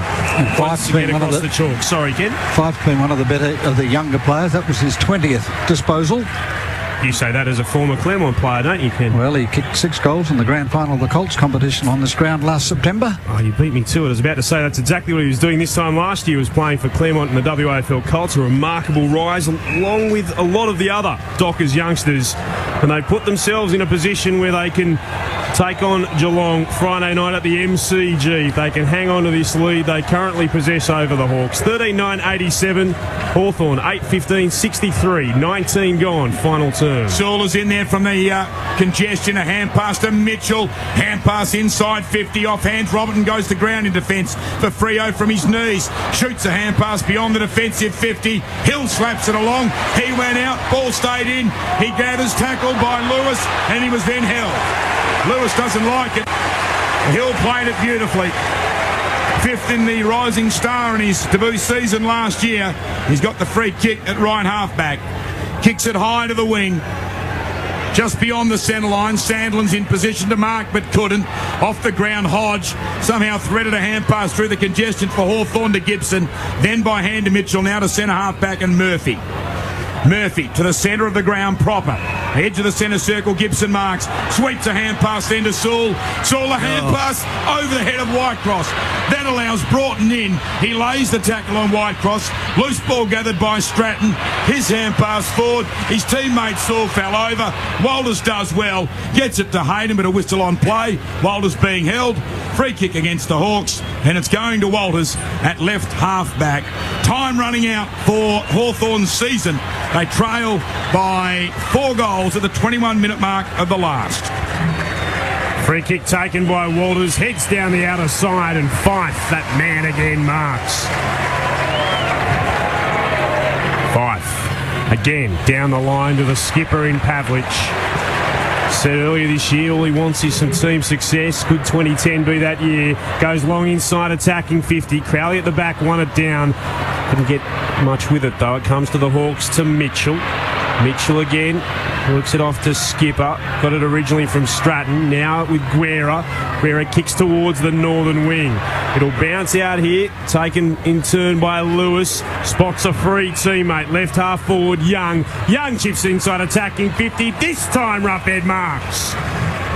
Goes to ground after taking the footy on his chest. It was a decent lead. He'll kick on goal. We're right behind it. 45-degree angle. He'll be kicking from just outside 50. Good afternoon if he kicks his. 5 goals. Kicks 5, if he gets his. 3 of them will come in the last quarter. He starts his approach, crosses the 50, starts okay, and then drifts across to the left. So he misses to the near side. He stays with 4. Hawthorn remain on 8 majors. They're 8-16-64, trailing the Dockers. 13-9-87, 23 or 22 and a half gone in the final turn. If you aggregate the shots on goal, some of them are forced, but 24 to Hawthorn, 22 to Fremantle, and the margin's 23 points in favour of the team that's had the least number of shots. Duffield, short after some indecision, down almost the middle of the ground to Ibbotson. Ibbotson, one of these 13 Dockers playing in their first final, takes a bounce and now kicks it out towards the northern wing. Sandlin's the target. Got hands to it, couldn't mark. Pavlich slaps it off the ground for Fremantle. Running onto it though, Burgoyne for the Hawks. A hand pass to Bateman. Bateman on towards Sewell. Sewell gets a kick forward to Young, not 15 metres. Had to give it off immediately to Mitchell. Was he taken high? No. Crowd wants holding the ball. Socket away by Walters of Fremantle. Good one-handed pick up by Fife. Ken Casellas wants to know if he can play in the league side for Claremont tomorrow in the second semi. Mark off the Fife kick, not taken by Gibson. He tidied up, got it by hand to Gillum to Murphy, back to Gillum. Conceding ground back to Guerra. Now a hand pass back to Murphy. Murphy back to the northern wing, 5. Oh, surely he can play 2 games in 2 days. Takes a towering mark over Saul on the northern wing. Official crowd 42,719 as he goes to half forward. De Boer marks, hand passes to Fremantle's Morabito, runs to 47, inside 50. In defence, it's knocked down by Guerra. The Hawks can clear. Still inside their defensive 50. Hawthorn skipper got it to Guerra, got a hand pass away as he was tackled. He'll get a free kick for a push in the back. And Guerra gets up slowly. Fife's off the ground, resting for tomorrow for the waffle. Clint for Casellas. Did start the season playing for Claremont in the league side before finally being elevated.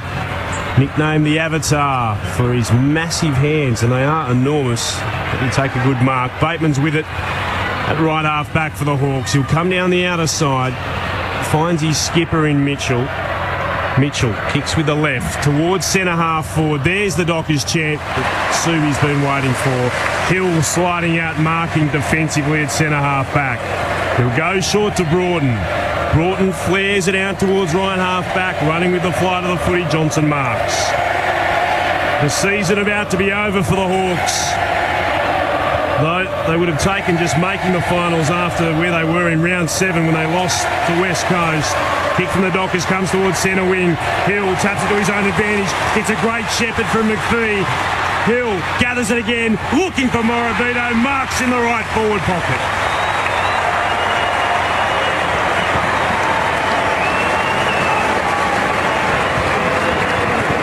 Well, he's just a class act, Hill, isn't he? Each time he gets the ball, he thinks. He's got good foot skills. Very damaging player. And impressive the way after a couple of tough weeks where he was given some very challenging opponents, has been able to, after a rest, fight his way back. Morabito from the right forward pocket will miss. He's put it across the face. Just one goal for the afternoon still for Morabito. Fremantle at 13-10-88. Hawthorn 8-16-64. 26 gone. Final term in the second elimination final at Subi. Kick into play is a big one by Gillum. It reaches the centre square. In fact, it lands in it as it cleared the pack. Broughton there for Fremantle. Hand pass to McPhee. Just given a little shunt by Burgoyne. It put him off. His kick went very high. De Boer legged as he gathered it on the ground. And Matt De Boer was grabbed by Saul as he gathered the footy and tried to surge away. Grabbed below the knees. And Matt De Boer, who started the season as he did last year on the rookie list, he's now worked his way to 36 premiership games. Plays on by hand to Broughton. High kick to right full forward. Mark Page. Silvani is it. Silvani up forward has taken the mark at right full forward. His arms were perfectly vertical above his head. Marked a very steeply dropping ball. And he can line up for goal from 30 metres out at right full forward. And I wasn't quite accurate with my tip. He's coming off Sandlands, but a lot later than I thought at the 27th minute mark. He's going to rest up for next week. And Silvani is going to line up. His first season, he's got 3 goals. He's never blotted his copybook. Hasn't kicked a behind. He still hasn't. Silvani sends the purple bedecked crowd into a frenzy. The 11th goal scorer today. And Fremantle are Melbourne bound for a semi-final with the reigning Premier Geelong. 28 minutes gone. 5 goals the margin. 14-10-94 to 8-16-64. Well, what great scenes here down in the Fremantle forward line. Everyone congratulating Silvani on his goal. Morabito, Fife, all the young fellas are getting around and they've really enjoyed today's game. Obviously, we had lots of doubts of whether they were going to hold up against a very experienced side, but they've really done an incredible job. Bounce again in the middle. The Rucks go at it. They collide. Then Johnson wins it down. It bounces towards him again, but his hand pass intercepted by Burgoyne of the Hawks. Burgoyne kicks Hawthorn to full forward. Rough head through his hands. Couldn't mark. Robertson back there. Tries to trap it for the Dockers. Crowley on his knees. Shovels the hand pass out to Grover, who kicks along the line, but inaccurately, and it's marked at left half forward for Hawthorn by Sewell. Sewell goes on a short run and sends it back inside the forward 50. Once more, Roughhead flew at the back. Crowley gathers. Ugly kick along the ground. Spills the way of Crichton to Robertson. He got tackled, but got the kick away to Pavlich. He was tackled by Osborne. Just got the hand pass out. Questionable, but let go by the umpire. Came to Hill, kicks into the middle of the ground, running onto it. That's Broughton. Broughton towards right half forward. Morabito can't take the mark against Murphy. Spills down. Silvani soccers it forward. Nicely gathered by Subin. He'll wheel around from 48 out. Kicks to the hot spot. He was hoping to find Main. In the end, Ladson marks defensively for Hawthorn. Got a player free at half-back. Whitecross marks defensive 50. Lopes on. Now he'll go short towards the outer wing. The mark to Stratton.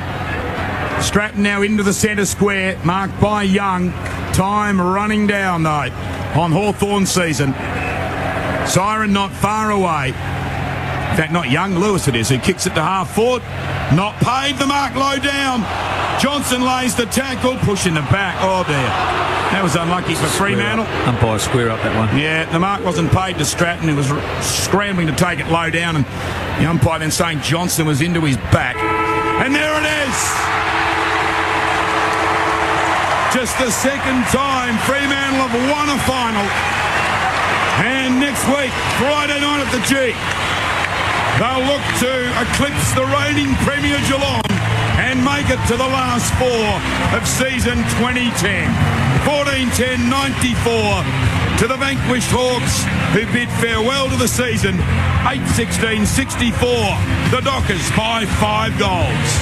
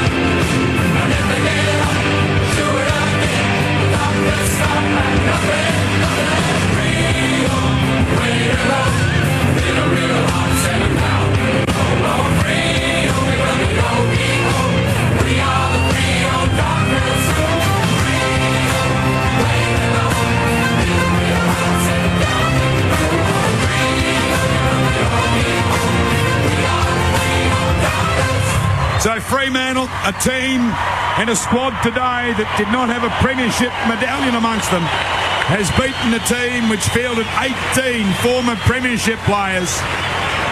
And Fremantle have set this ground alight. Easily the biggest crowd of 2010 in Western Australia, even eclipsing the two local derbies. 42,719, and all bar a few thousand are still here and on their feet. Fremantle, led by skipper Pavlich with 3 goals, Main with 2, had 11 individual goal scorers, whilst Hawthorn had just 4, headed up by Roughead with 4, and Franklin with 2.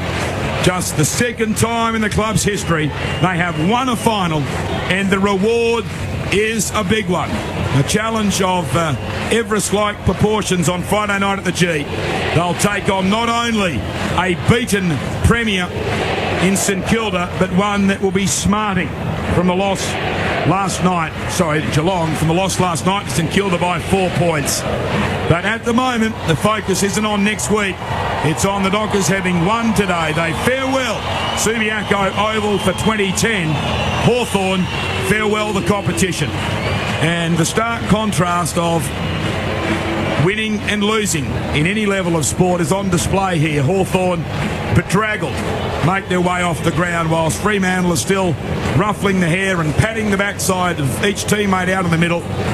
Mark Harvey is out there as well. And for the second time in less than 24 hours, the underdog with the bookmakers and the pundits has come up with the chocolates. So Hawthorn, the first team to depart. We'll find out tomorrow whether it's Sydney or Carlton that drop out in the first week. And in around half an hour from now, we're off to the MCG for the minor Premier Collingwood in the qualifying final against the Bulldogs. But gentlemen, this is an amazing reaction by the crowd. I reckon there are still 35,000 people inside Subiaco Oval, and the game finished about 8 minutes ago. Yeah, well, there is, and I think that's just, it's the last game you're going to see them play here at home, isn't it? So it's a bit of a farewell to them as well, and a thank you for what they've done. Look, they've had a fantastic season, Fremantle, irrespective of what happens from here on in, and obviously from a Fremantle point of view, they would hope they can win next week, but that's a big ask, I think, again. But there was a big ask here today, and they answered that today. So, great effort by Fremantle. Mate, all credit to them. I mean, they took it right up to Hawthorn all day from early in the game, and they continue to do that all day. They weren't intimidated. Their young blokes backed themselves in. It was just a great effort by Freo, really. And Hawthorn were disappointing, really. And I suppose the fact they didn't take some opportunities early, with having 1 goal 4 and then 1 goal 11 at half time. But to be in a situation where they were down to 20 men. It was pretty difficult for them to be competitive then. Adam McPhee has just made the day of a 2 or 3-year-old perched on his dad's shoulders right near the dugout. He's come over and handed him a little Fremantle jumper. And Adam McPhee, it wasn't that long ago, John and Air, that the crowds here were hooting and jeering every time he dropped a mark or miskicked or fumbled. But the game he played today against Luke Hodge and some of the other jobs he's done in the back half of the season, all of a sudden again we look at Fremantle. We questioned early on all the talk in the off-season. Hazelby wanted a multi-year contract. They wouldn't give it to him, and now that has turned out to be a rather prophetic decision. And the same with McPhee. They offered him 3 years. A lot of the faithful were saying, come on, Hazelby deserves some sort of fill-up like that as well. McPhee started badly. It'd be the best way to put it. He's really been a very valuable player in the last 6 to 8 weeks in particular. You're right. Look, he struggled, there's no doubt, at the start of this year. His decision-making, he turned the ball over a lot, and really he was a liability with Freo. And I could see the supporters getting a little annoyed with that.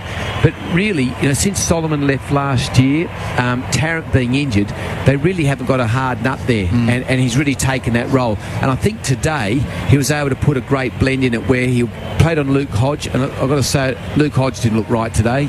Just didn't have the vigour, the involvement in the game. But to McPhee's credit, the start of the game, they were sort of toe-to-toe each other on the wing, and he had a job, and he I guess he really just set a standard.